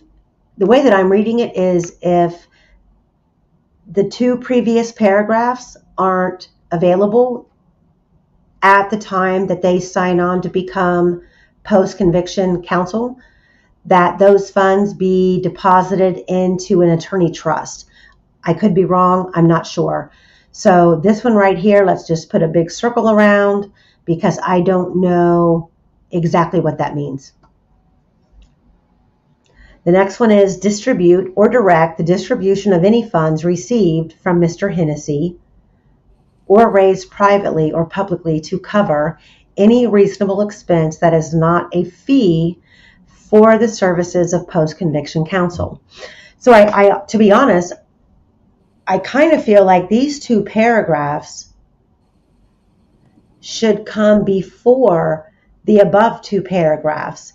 This is the alternative or temporary status of funds to be held until they can seek an organization that is tax exempt, or they can establish an organization that is tax exempt. I might be wrong, but this is their initial. We know that there are funds sitting somewhere that have been raised, and when they take over and their investigation starts, there's going to be fees incurred. They want to have access to those funds immediately. That's the way that I read that. That's the way I read that too. Number 8, fees and expenses. No liability by client. The client being Richard and Kathy Allen.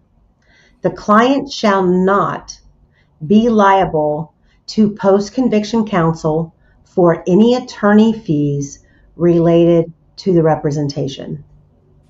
Additionally, the client shall not be liable for any expenses incurred during the representation by post-conviction counsel. Any such expenses shall be the sole responsibility of post-conviction counsel. Okay. Do you guys see that? Yup. This number 8. It hits harder when you read it out loud. I'm so confused by all of this. By all Number of the 8. boxes and highlights. Number 8 hits. Number 8 hits different. Number 8 is, I think, the spine of this contract. Any and all. Any is the little word with the big meaning. Any and all. The client shall not be liable to post-conviction counsel for any attorney fees related to the representation. Additionally, the client shall not be liable for any expenses incurred during the representation by post-conviction counsel. Any such expenses shall be the sole responsibility of post-conviction counsel. And I'm going to move on to the next page. But there will be no post-conviction counsel that puts forth a document like this and offers all services with no responsibility of payment being due to the client, and then plan to do zero work, zero investigation, because they want to pocket the fundraising money. The fundraising money and the minimal resources that Kara and Osbrook have right now is what's going to make or break this investigation. I don't know what I'm missing,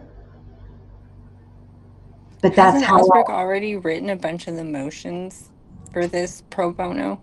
he has. But that was pro So him bono. That continuing was pro pro bono bono. work isn't unusual at all. Well, Osbrook, I don't know. I'm not going to speak for him. If he What wants it to come, feels like to me is that he's been doing stuff pro bono. He wants to continue to do stuff pro bono. He just wants no, to rein it in so it has I don't think structure. that I don't think that Michael Osbrook is a pro bono attorney. I think that he got caught up in the passion and the realism of this is a real life, high profile defendant who is innocent, and his career, his life's work has been to fight for this exact thing. And this family is not in a position to hire a high dollar law firm with the resources to fight the state. Carrie So Reed paid how therefore, much for her lawyer again?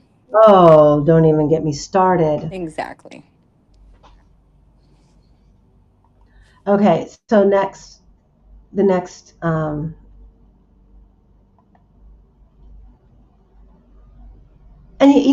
I believe that everybody here in this case has the best intentions, but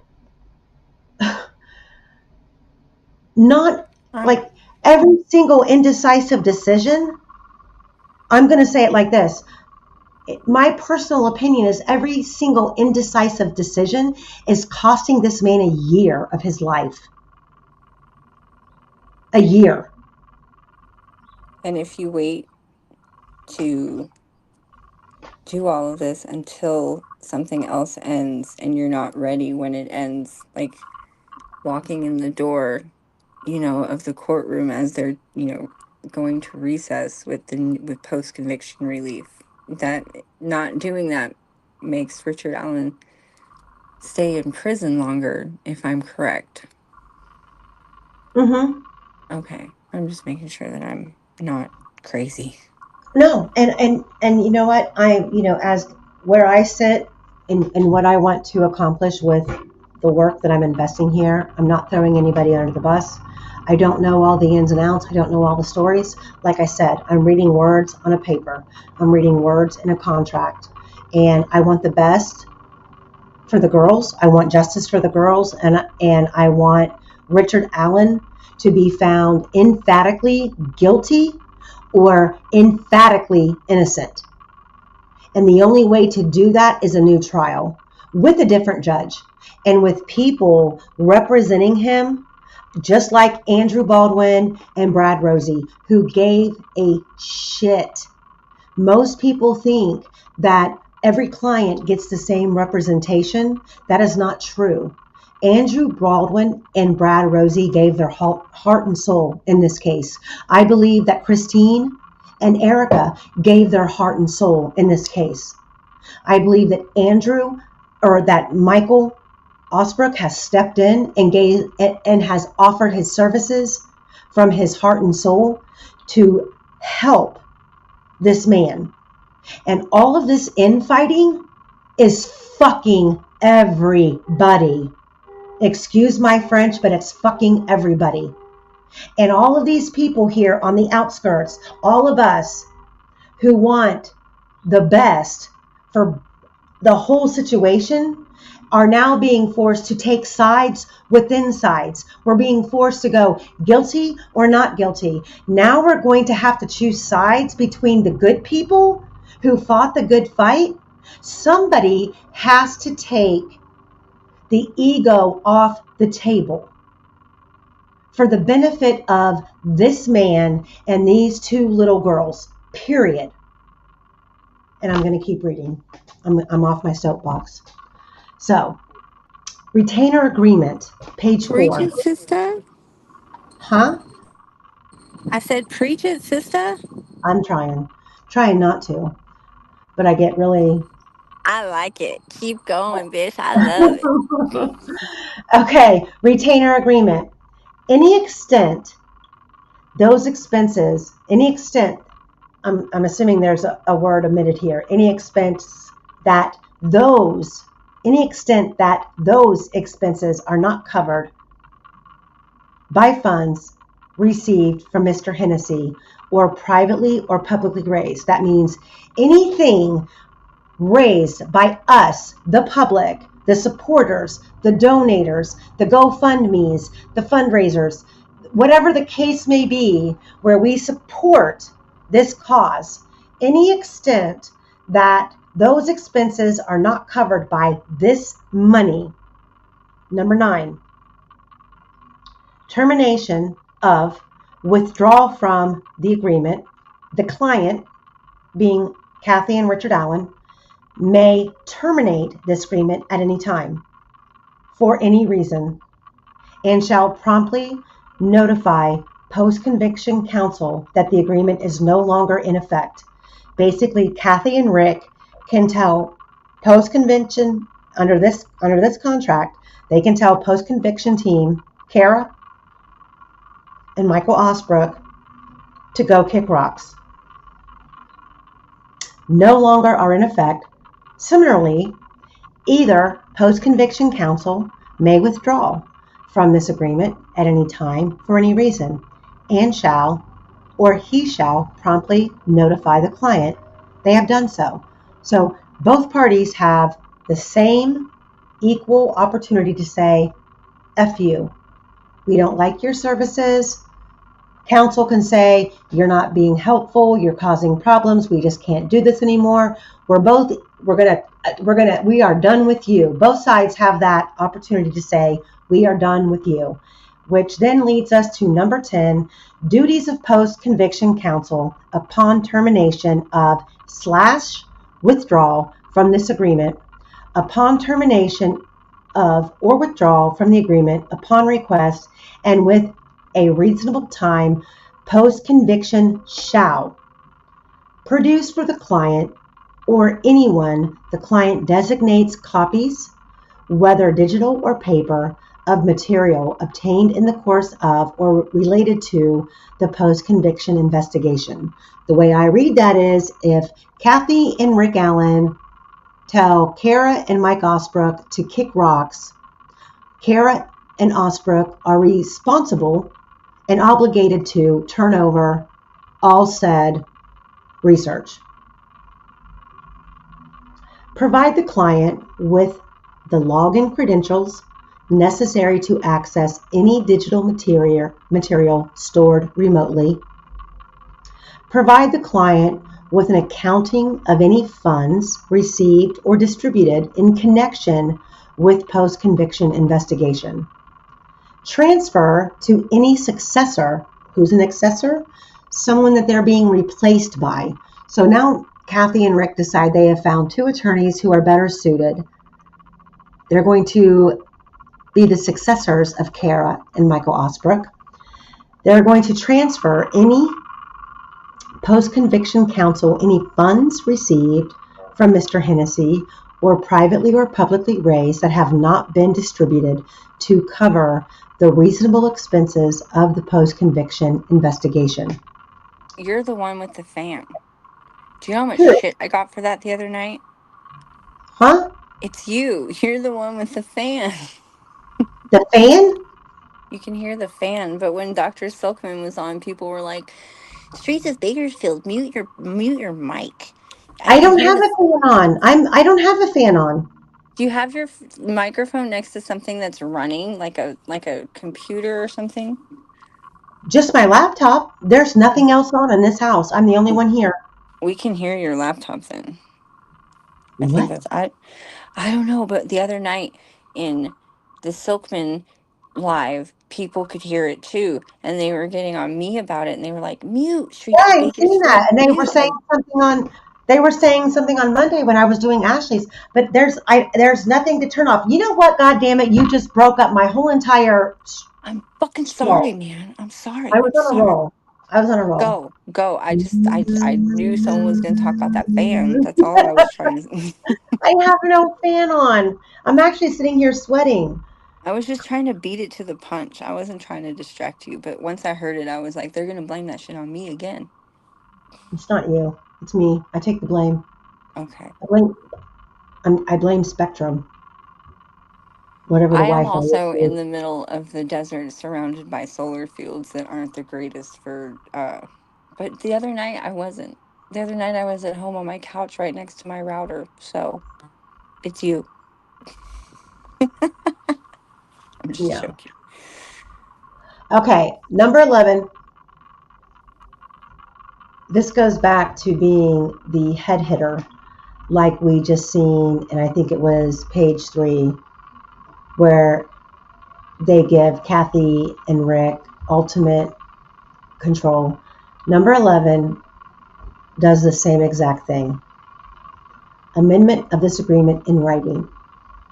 This agreement may be amended by the parties at any time in writing only. Therefore, my understanding is when you submit a contract like this to a party, like so Kara and Osbrook presented this to the Allens. They had under 11 on page 4 the opportunity to present this if it wasn't already submitted to their attorney, and they had the ability to go back to the drawing table and say, we don't like this verbiage, we're not comfortable with this wording, we would like to add, we would like to change and adjust this contract. That's what number 11 says, that the disagreement may be amended by the parties at any time in writing. Um, Did it say anywhere in there about finding him mentally incompetent at all? I didn't see that.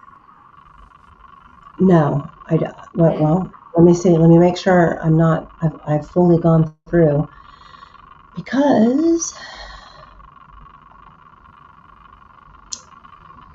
let me see. Dude, it's getting bad right now. Can you hear that? That's my laptop. That's the fan in my laptop. I hear it now. Oh my That God. you got it. Yeah, that's Oh, what it is. why? How do I stop that? I Good don't Lord. know. I don't know. You Oh, gotta ask someone more tech savvy than me. Does you your just camera, is your microphone move your mic no, away from your like laptop? I can hear the fan on the far left side of my laptop, and my mic is on the right side. Here, I'll just, you know what? When I'm not talking, I'll just freaking mute it.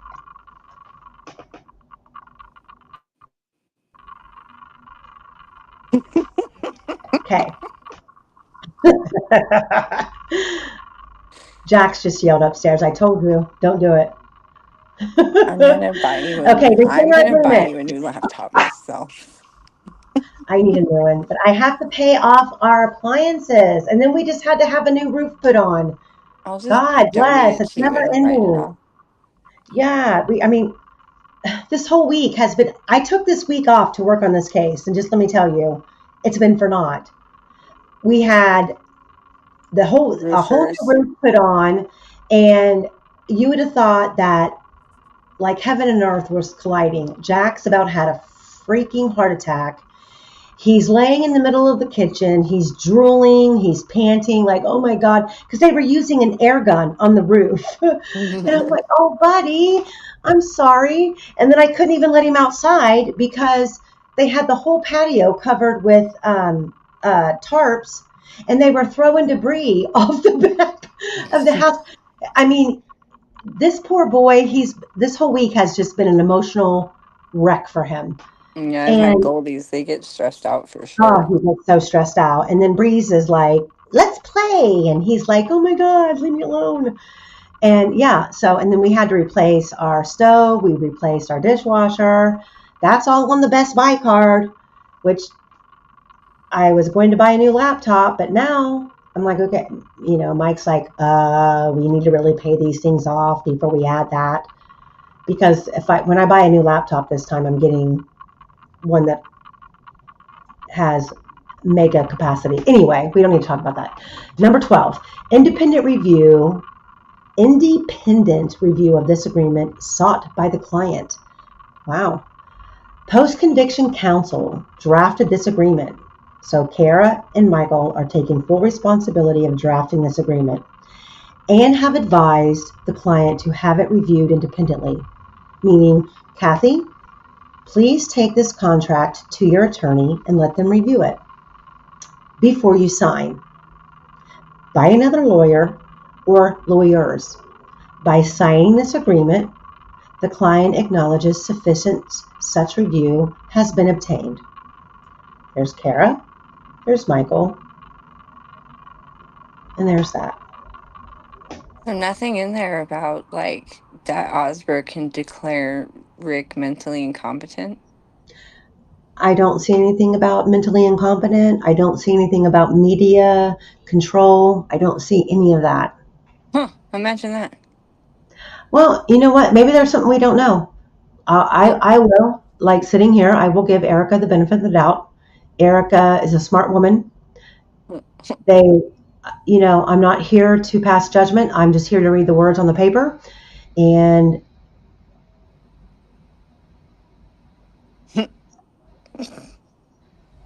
Shibugi says, wait a minute. What'd you say, Shibugi?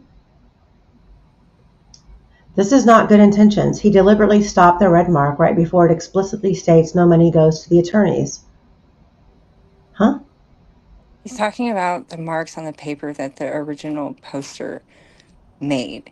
The highlighting and the weird stuff that was like in boxes and stuff. And he's saying that there was a red line intentionally stopping from people from seeing that no money goes to the attorneys. He says that's blatant manipulation. Oh, he's saying somebody else manipulated the contract. No, he's just saying the lines and the highlighted parts and stuff, it seems very manipulative. Hmm. Because people, when they open the contract, would only read those portions. Yes, exactly. And people who are manipulative often rely on the ignorance of others.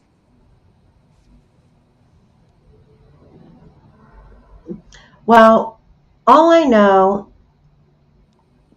um, you know, I have I'm being covered a so lot. good. Don't get mad at me. I'm being I so good. know. Stay good, girl, stay good. You can do it. You can just cut loose when we get off of here. When Just as be soon as he cuts this good. live, man, I'm going off. Just be good. Um,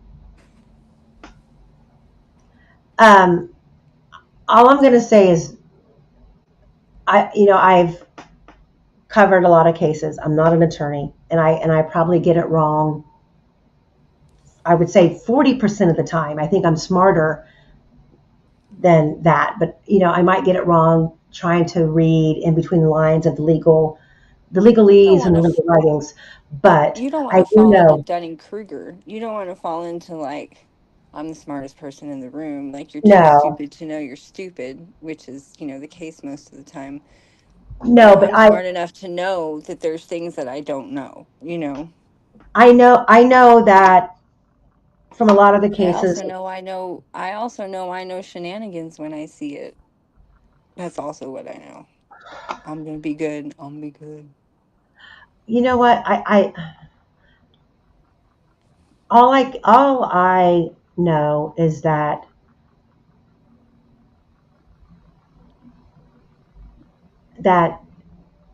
this man has no time to waste. He has no time to waste, and everything else needs to stop, and the focus Yeah. needs to go there because the Indiana is done with Richard Allen. Indiana is done doing any kind of independent investigation. Indiana is done. He's convicted. It's over. He will rot in prison for the next 130 years. The only way to get to the truth is through this court and by people fighting to get to the truth. This is not about he said, she said, or anything like that. And if you care about this case, everything else is just noise. It's all noise.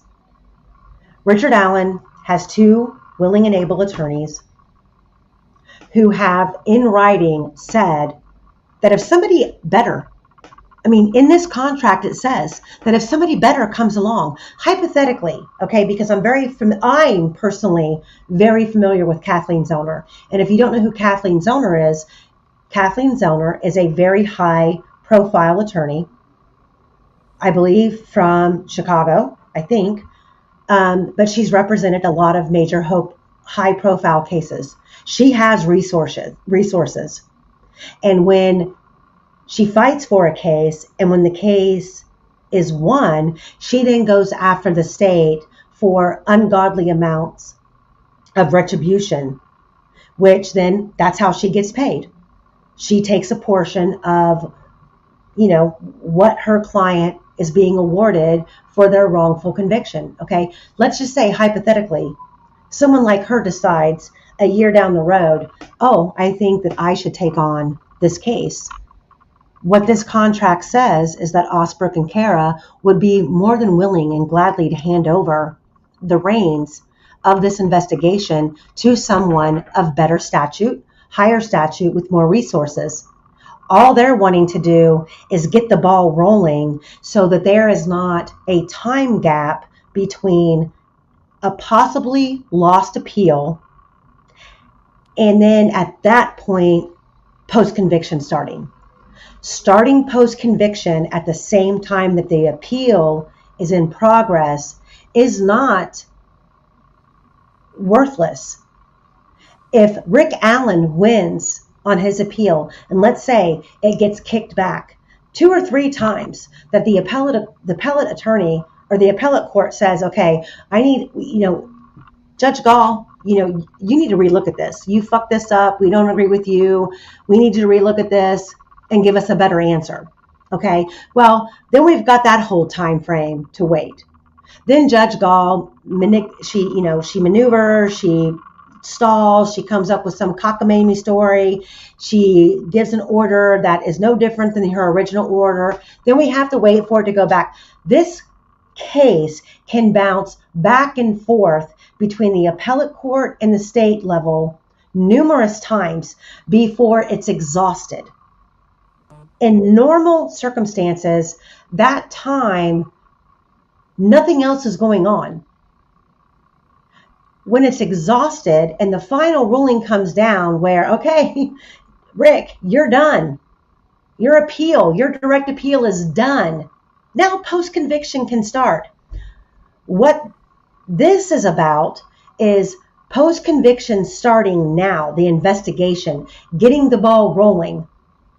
And let's pretend that the appellate court is favorable to Richard Allen. And they kick it back to Gall, and Gall, they say revise this, and Gall revises it, and they send it back up to the appellate court, and it's still not good enough. And the appellate court says, you know what? We're throwing this out. There's going to need to be a new trial here. Well, guess what? All of that work by post-conviction attorneys isn't wasted. All of that information now is relevant for a new trial. To me, watching this process play out with a person that I've been working with for 2.5 years in the state of Indiana, Indiana is different. They're a little different in the sense that they do provide counsel from the public defender's office for defendants. Most states do not. Once you've lost your direct appeal, you're on your own. Everything from there is pro se, and the courts have no mercy. The courts have no mercy. So when you, in a court or in a state where they don't provide post-conviction relief counsel, and it's up to the defendant to file on their own pro se, I'm sorry, but you're asking somebody who's more than likely completely indigent, no funds, usually a lower level education, to then file their own motions with the court. And then guess what happens? They file their own motions with the court, they do it improperly, and then the court procedurally bars them.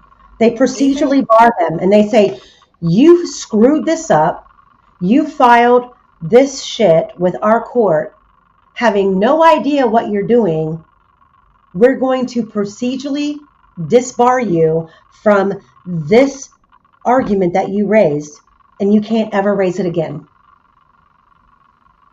It's Yeah. insane how it can And happen. I don't think people also realize how much a lawyer costs. Like people most of the time usually just, get public defenders or plea out, whatever. I don't think unless you've been through like a crappy divorce like, some women here, how much it costs to retain a lawyer and how fast you can go through that retainer. I retained a lawyer for my first divorce. The first retainer was $15,000 and I went through that within a month and a half. That divorce ended up costing me like over $150,000, $15,000 at a time.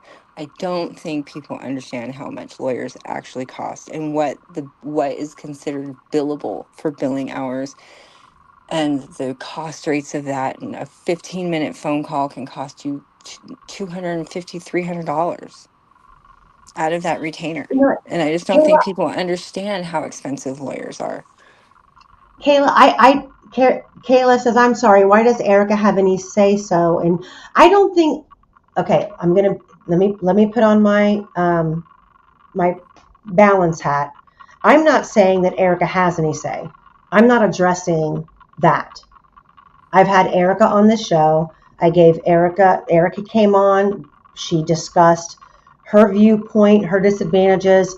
I know that Erica and Christine worked on this case for multiple years.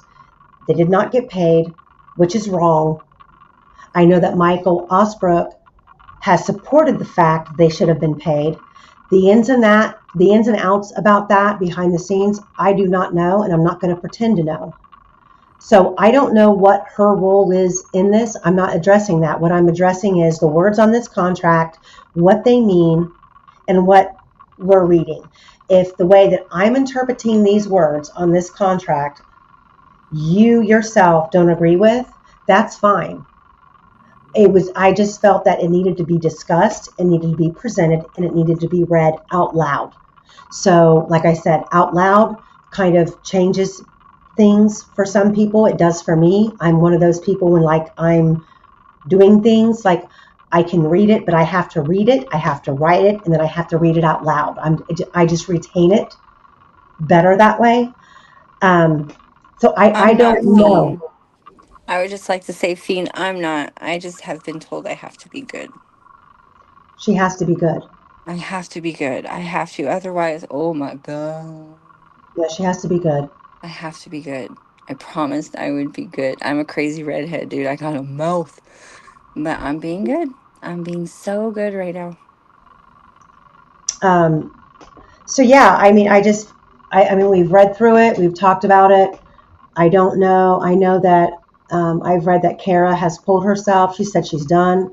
I think as of today, Osbrook is in the same mindset.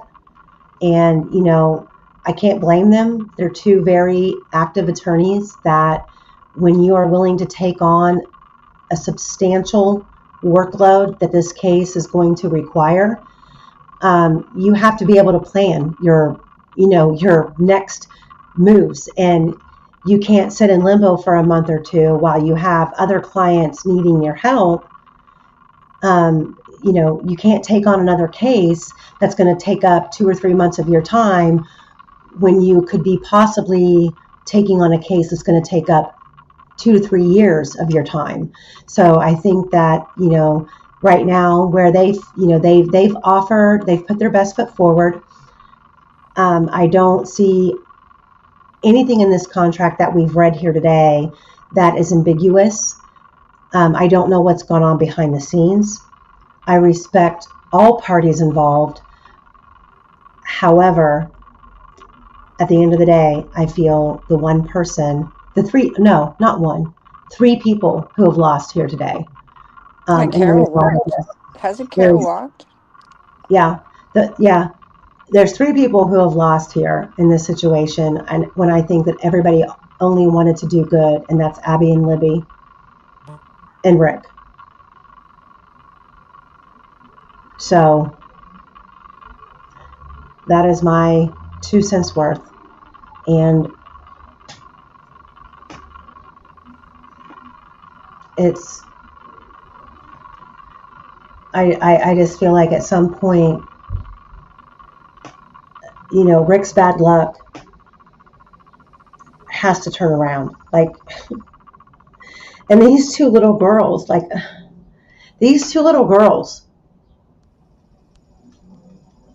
you know, Would you like to hear a quote from the appellate attorney from April 17th of 2025?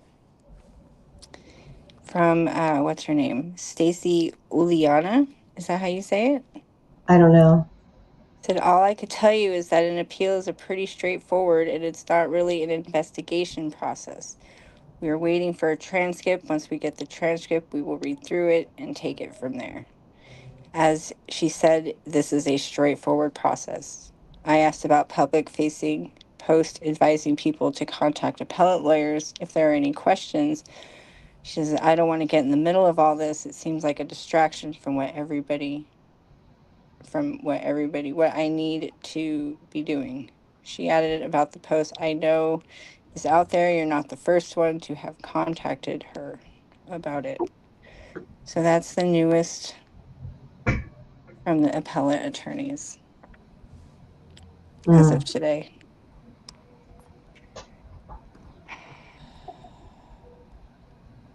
Unindicted co-conspirator. To my knowledge, Kara and Michael have both said, okay, fine. They're opting out. They submitted the contract. They never heard a word back. Nobody came back to them and said, okay, we want to revise this. We don't like the verbiage here. Can we add this? I don't think anything was said. It was just basically no answer, and then social media started going crazy. Once it That's was all I posted, I know. think it was pretty And much that's void. true. That's all that I know. So, yeah, you have one shot with post-conviction relief. One shot as in you file it initially, and it goes through the same process kind of as the appellate court. Like if you file your post-conviction relief, you go back before the original judge that sat at the trial. You present your new evidence, your ineffective assistance of counsel, all of the different things that you want to add to your defendant's case. Then that judge, the state gets to respond, and then the judge rules. If the judge does not give you relief in post-conviction, then you can appeal. So you go through that whole process. But it's a long process. It's a very long process. Very long. Very long for somebody who's sitting behind bars. Yeah. So, I mean, it's just, I mean, I'm flabbergasted at just what we're supposed to be all on the same team doing the same thing. And we just have people letting their egos, I mean, get in the way. They don't want it radar. reined in. They don't want it, uh, they want their access. They want their ego. They want their clicks and likes. And it just screwed so many people over, especially Abby, Libby, and Rick, the three most important people. AKA radar. Public opinion. Yeah. Nick McClellan is kicking up his boots. Yeah. The more infighting that goes on over here, hell yeah. Mm-hmm. Like we can all disagree on theories. We can all disagree on who we think did what. But if we all agree on Rick Allen didn't get a fair trial, and there's a lot of shit being swept under the rug, at the end of the day, that means Abby and Libby didn't get justice. And I'm not over here being a Rick Allen cheerleader. I'm over here saying he deserved what I would expect to get if I was in his shoes and accused of a crime. It's not about He choosing deserved side. that. It's what's right is right and what's wrong is wrong. And proving you cannot take someone's rights away, you cannot basically erase an entire livelihood based on the artificial facts that they presented in this case. We don't know what happened to these two little girls other than the fact that they were found in the woods with their throats cut. We don't know what happened in between. Nothing makes sense. And the only way to get to the bottom of that is a real trial with real evidence. Everybody put their cards on the table. That's where I'm at. And all of this infighting from our side of the fence, all of us pro, constitutional right people who believe that everybody deserves a fair trial and innocent before proven guilty, all of those people, we can't afford this kind of infighting. Rick Allen can't afford this kind of infighting. And Abby and Libby don't deserve this kind of infighting. Yeah, it's kind of like we need to. I said this to you earlier today. It's like we need to get rid of these leftovers and serve a new meal where we're all on the same page. And if you see people who are bad actors, just phase them out. Don't fight about it. Just as a community, phase them out. Get them away from the community. Like it's trauma to the community. Like just get them. We need to stick together. It's like this is the only reason, if it was up to legacy media, there'd never be another word spoken about Rick Allen. This People on social media demanding due process is what keeps Rick Allen's hopes alive. And when people are turned off by this, normal people don't behave like this. Normal people don't fight with each other. Normal people don't do this. This is weird. Like it's just weird for people to be doing this. Like I don't understand it. It's been happening since the beginning. And it's time to get rid of these Delphi leftovers and just start serving a new meal a meal that we all like and we all can eat. Well, here, let's talk about egos. I mean, there's been a couple of questions in here about egos and a couple of questions about infighting. Here's how I see it. I think there's a couple, there's a couple. Okay, I can only speak for myself. Okay. If I'm doing a live and I'm talking about something that's controversial and another creator was to pop into my chat and to speak their own mind, my first reaction would be, number one, welcome them. Number Mm-hmm. two, give them a little bit of preferential treatment because they're a co-creator and I know the work that it entails to maintain a channel and do consistent work like we do. It's a lot of work. It's a lot of freaking work. It's hours and hours and hours and hours. I respect that. Okay. I don't feel like I always get that same respect. I feel like if I post on another creator's chat during a live, my opinion, I immediately get timed out. Like, oh Mm-hmm. shit, she's in here. We're not going to let her say a word. That is the ego. Okay. For me, I feel like we're all here for the same cause. And I will be the first to say that I have followed this case from day one, but I always haven't had a presence on YouTube in regards to it. So yeah, I respect my boundaries. I'm considered a newcomer. I know a lot about this case. I'm great at research. I have a very great background to be able to do what I'm doing here. But at the same time, I give credence to everybody who has been speaking out on this YouTube platform before me. So I respect that. And I think that at some point in time, you have to, I'll leave, I've already left my ego at the door from the time that I've clicked live or from the time that I've entered another creator's chat. I leave my ego at the door. Okay. I don't step into somebody else's chat and expect to be glorified or expect that, I get, firsthand dibs on arguing or debating our opinions. That's, to me, that's not what this is about. Like if somebody graces me with their presence in my chat who has their own channel, I'm flattered, to be honest. Whether I agree with their opinion or not, I'm flattered. Like, thanks for taking the time.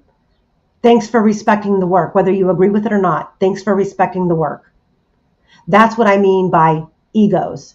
The infighting is all of these people disagreeing that Richard Allen is innocent and he didn't get a fair trial.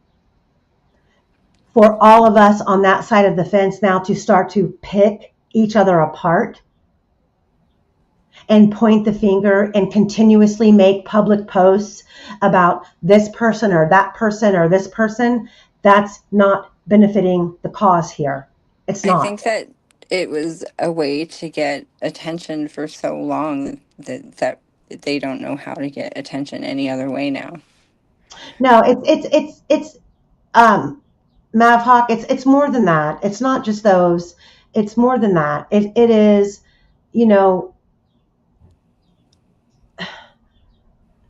everybody has a role to play here. YouTube creators have a role to play. I understand and respect my role.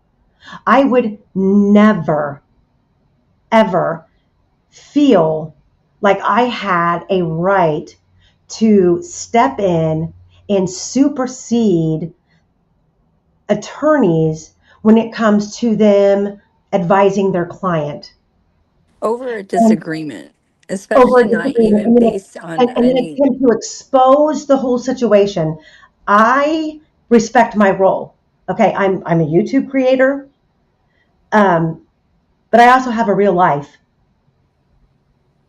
So I can balance the two, and there's a lot of us out there who agree with that. Like when you see people not doing lives, when there's a whole bunch of shit that they could be doing lives about, some of us kind of take a step back and go, whoa, okay, I don't know how. Like for me, prime example, I've waited a little over 2 weeks because I've said I don't want to get in the middle of this. And I still don't want to be in the middle of this. I felt it was important to read this contract out loud because a lot of people, I get it, people have lives, people work, they see things, they read things, but have they actually sat down and read the contract? Probably not. They don't have time for it. But they have time to put their earbuds in and to do laundry and mop their floor and listen. So I wanted to read it. I'm not saying my opinion is right or wrong. I'm saying here's what the words say on the paper. Yeah. I just want the community to get back on track. I want the community to get back focused Yes, on I know. why we're here with Abby and Libby and finding out what happened to those two little girls. And more than likely there's other people responsible. And if we just sit back and let all of these people argue and fight and delay, you know what? These people are going to keep walking the streets. Yeah, Andrew, yes, the general consensus is the contract is fine and that the things that are being said out in the ether are not accurate when it comes to the actual verbiage of the contract. Well, you know what, Shabugi?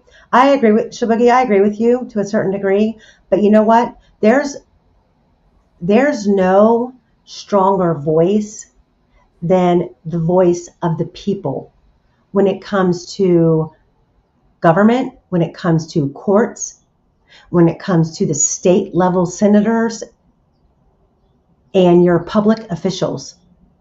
Trust and believe public opinion and public pervasiveness and the way that you can persuade public opinion matters just as much to them as anything else. And if we can't come together and be one voice, loud and clear in this case, no one's going to hear us. And the court system will do what the court system does. They'll delay, they'll play bullshit games, they'll kick back and forth like a soccer ball, all of these emotions, all of these appeals, and all of these arguments until the cows come home, until it gets pushed off to another court. We, if you care about this case, and the reason that you should care about this case is because Richard Allen could be any one of us.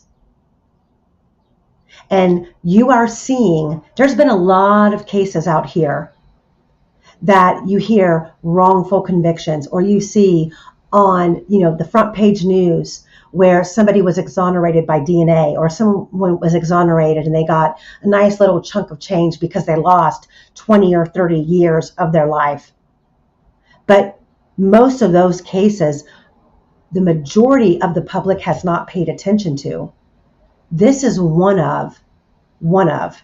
There's been a handful, but this is one of, in our time, a case where you have been able to watch it unfold from beginning to end, how diabolically law enforcement can manipulate and maneuver, and a prosecutor can do dirty handed, under the table things and take your life. That's what's important here. That's why this case should matter. The victims matter, but at the same time, you all need to take this as a personal challenge of, I won't let this happen to anyone that I know. Like, my husband goes to a park once a week and walks to lose weight. He's not overweight, don't get me wrong. He's nice looking, by the way. But he goes to the park and walks. And he has no interest in true crime or this case. When I start talking about Delphi, he's like, girl, you think I know anything about any of this? And I'm like, okay, but I just need to bounce my ideas off of your brain.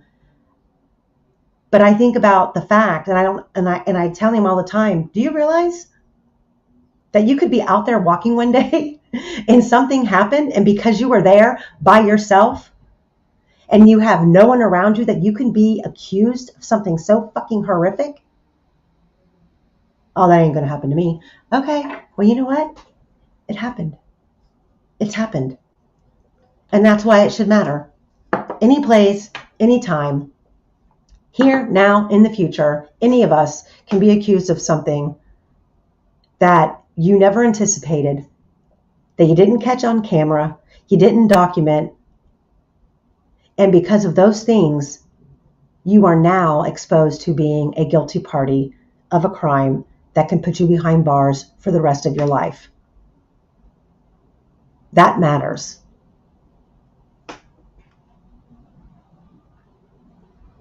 Okay, is everybody ready to tell me to shut the fuck up? I'm not. I mean, I told you I would be good, so I'm not going to unleash, but I see what you're saying. I don't, I mean, at the same, I mean, are we really infighting, or is it just there's people who are doing something wrong, and we're calling it out? That's where it becomes the hard part, to Yeah, not get involved in the drama and be diplomatic, and also at the same time know what you're seeing, you know what you think about it, but you just don't want to, you don't want to start a war. no, I'm not trying to start a war, and I don't That's what expect that's to. what that's what I think that uh This like, should, I mean, my if opinion should, I feel like I'm very versatile in my opinion, and I'm very forthcoming, and I'm very respectful to all my co-collaborators out there. I better not become a target. And yes, everybody in chat who's asking, am I challenging you? Yes, I am. I'm no, challenging you to that's overcome. What'd you say? I just I don't want to start a war. And I No, know where you're coming from, but I also can see where other people are coming from, where they're saying like, here's my cuss, but this motherfucker just punched us from the back. Like, what is happening? Like, it's kind of hmm like like, we're all kind of like, what in the hell is going, like, this came out of nowhere, and it was an attention grab. Obviously, there's some hurt feelings. There's personal issues involved in this too that we didn't get into out of the sake of diplomacy. But we all know what's going on. We all see it. It's just sometimes it's in for the sake of just trying to stick to the matters at hand. It's yeah. not, Well, you know. Mavhawk says, case by case, if you care about any of that, or Rick or Abby or Libby, then use your relationship with Erica to get her out of the way. First of all, I respect Erica and the work that she's done. She's been on my channel, but I don't have a personal relationship with Erica. I gave her a platform, which I think any of us creators would have done, for her to come on and speak her truth. I do not have a personal relationship with Kathy Allen, but I do believe that Erica does. And um, again, when I say I know my boundaries, I'm not in the infold of these personal relationships. Therefore, I don't feel um, I don't feel politically correct trying to insert myself in things that I have no business inserting myself. All I can do is use my platform to speak to all of you, and hopefully that a positive message gets through. But I do not have a personal relationship with Erica. I've talked to her periodically over the course of the last year. I know what her struggles are. I know what her position is. I don't know the ins and outs of all of those scenarios and the allegations against her. Um, so I don't feel comfortable attempting to insert myself. I do care about this case. I do care about the girls, and I care about the outcome of Rick's case. But again, I know my place. So I will not be trying to insert myself in that way. All I want for all of you guys to do is to be fully informed. That's why I read the words on the document in the contract today. We all have a role to play here. And if we all continue to, to take sides within the same side, we're not going to get anywhere. Period. We're not. I do agree, and I don't want to start any wars, but we can, as a community, also look at something and say, that's wrong.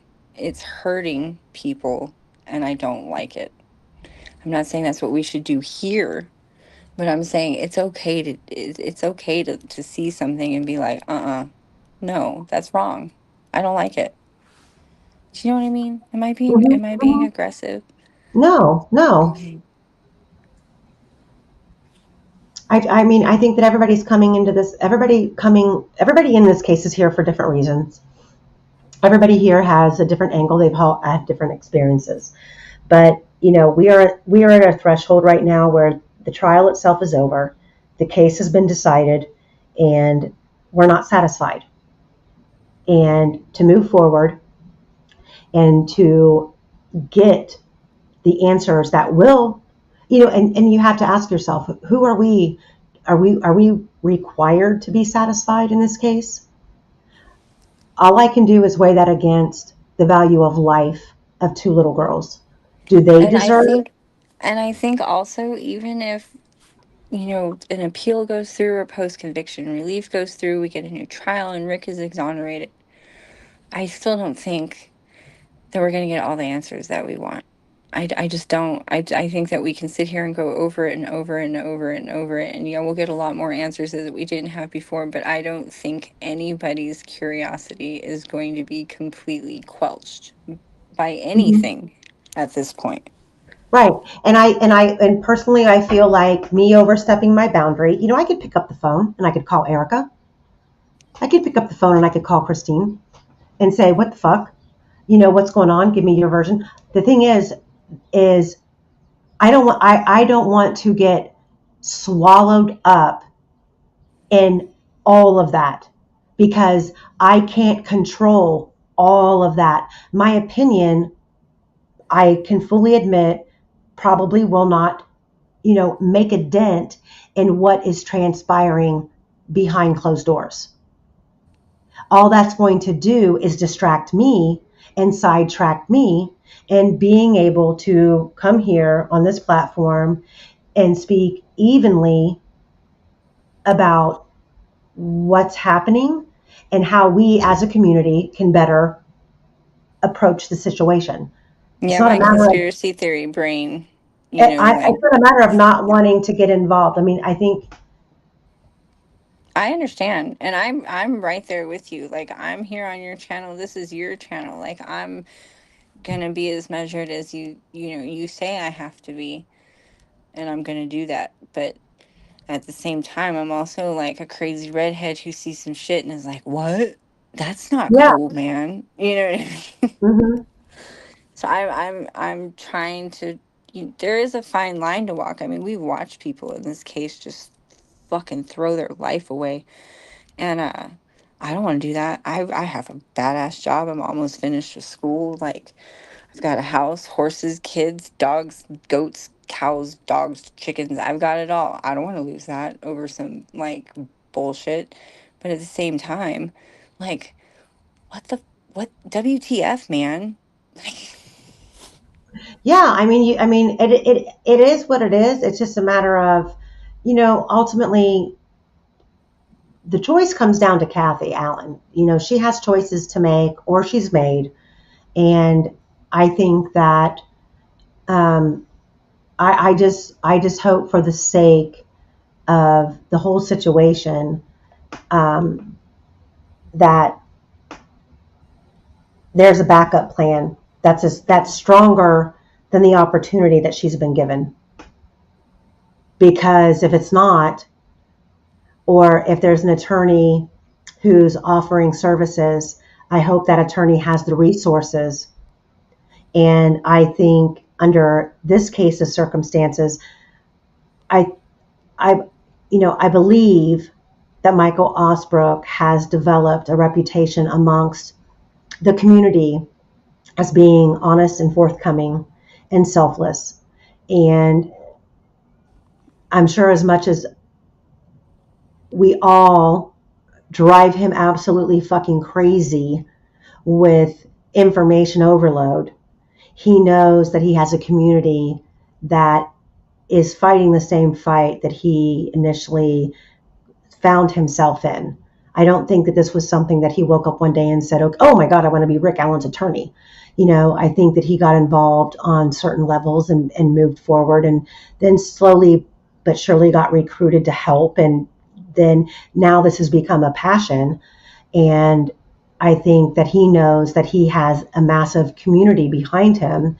And I'm thinking that Kathy Allen really should take that into consideration, that bringing someone in brand new who hasn't been here since pre-trial, who was familiar with and read up on and had somewhat firsthand knowledge of what was going on behind the scenes, there's a benefit to that.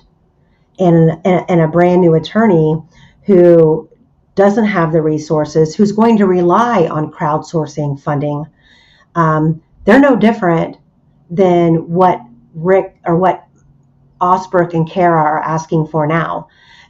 They're willing to work for free for post-conviction. All they're asking for is the resources that have been raised to assist them. And what's been left over from the trial is nowhere near going to be enough to cover jack shit. well, look at who just joined us. Who? The lovely Mr. Michael Osbrook. Where's he at? He says, I woke up and said, I want to be Andy Baldwin and Brad Rossie's lawyer. Oh, well, I'm not saying that just because I know he's listening, but I'm about to say some stuff. But like, I've always liked Michael Osberg. I found him nothing to be honest and honorable. When something is said that isn't right, no matter how much attention it will give him, he's always, even if he has to throw water on a fire, he'll do it if he has to. And I've never had anything but respect for him. And this, honestly, just came so out of left field. And I saw the beginning of it, the fertilization of the hurt feelings. And it's just so ridiculous that anybody would take something like that and use it to malign someone who's been so helpful to this community. well, and I want to put this out there, and I hope I'm not overstepping my boundary with Michael, but Michael has privately conveyed to me his support for Erica, that the girls should have been paid. I don't know where that stands now, but as far as, he didn't have any control over that, but he has voiced to me that absolutely the girls should have been compensated for their hard work. And he's also conveyed that the charges that Erica has faced are trumped up charges, even though, she did lose her home, but there's evidence behind that about the animal abuse, and all of that was very much staged. He's never, to me, ever said anything derogatory or negative, and I feel I've like I've that's never why. I've heard him go to bat for her before. So I mean, I don't understand. That's why it's so out of left field. Like it's Yeah. so weird. So um, anyway, we've been on here for 3 hours. I I know, gotta I know I'm start. at work, bitch. But there's only like three guys in the field, and we're not even electrified right now. So 3 hours. I hope you guys. I'm glad that I didn't make this members only because this was something that really needed to be publicly discussed. But then I am going to do a members only. That way, for all of you channel members, we do something special behind the scenes. We talk about things that we probably shouldn't talk about. We'll do that. Oh, Um, you want to hear crazy redhead? You want to hear crazy redhead? Join the yeah, members only. I'll cut streets loose in the members only. You just gotta wait I for this won't bitch call to her go and give off. her a parameter of like you can't say this, you She can't has say such a that. leash on me, you guys. She lectures me before every like you have to be good today, be good streets. And I'm like, man, why you gotta be like that? So I'm gonna hop off here, guys. Thank you so much for being here. I appreciate you all and allowing me to stand on this soapbox and ramble for hours. But I I love hope you you. got. We all love you. It comes I from we're hope. all I think Thank everything comes you. from a good place.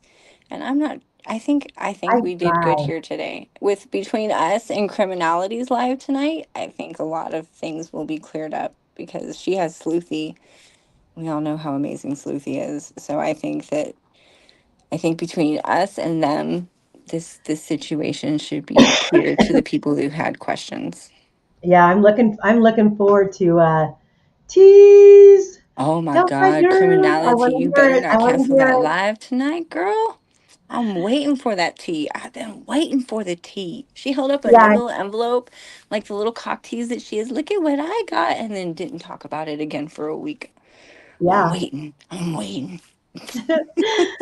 So hopefully, well, I'll be over there later on tonight. I need to get dinner started and feed our faces, and then I'll see you And guys tonight. And just I'll of course I'll be back. Probably we'll probably do a Delphi Vault Series 3 we're gonna try to have tomorrow or Travis Saturday. on. We're gonna Um, have to have Travis on so he can like a lawyer with who's Hopefully, not he can help, he help can us with help. any things we have questions on. And Osbrook, I'm going to need you to stop commenting and reading because you're supposed to be out of town for Yeah, Easter, I heard doing you were your on doing your vacation, yo. Easter egg hunt. So, all right, guys, thank you so much. See you Thank you, later. everybody. Good night, Ange.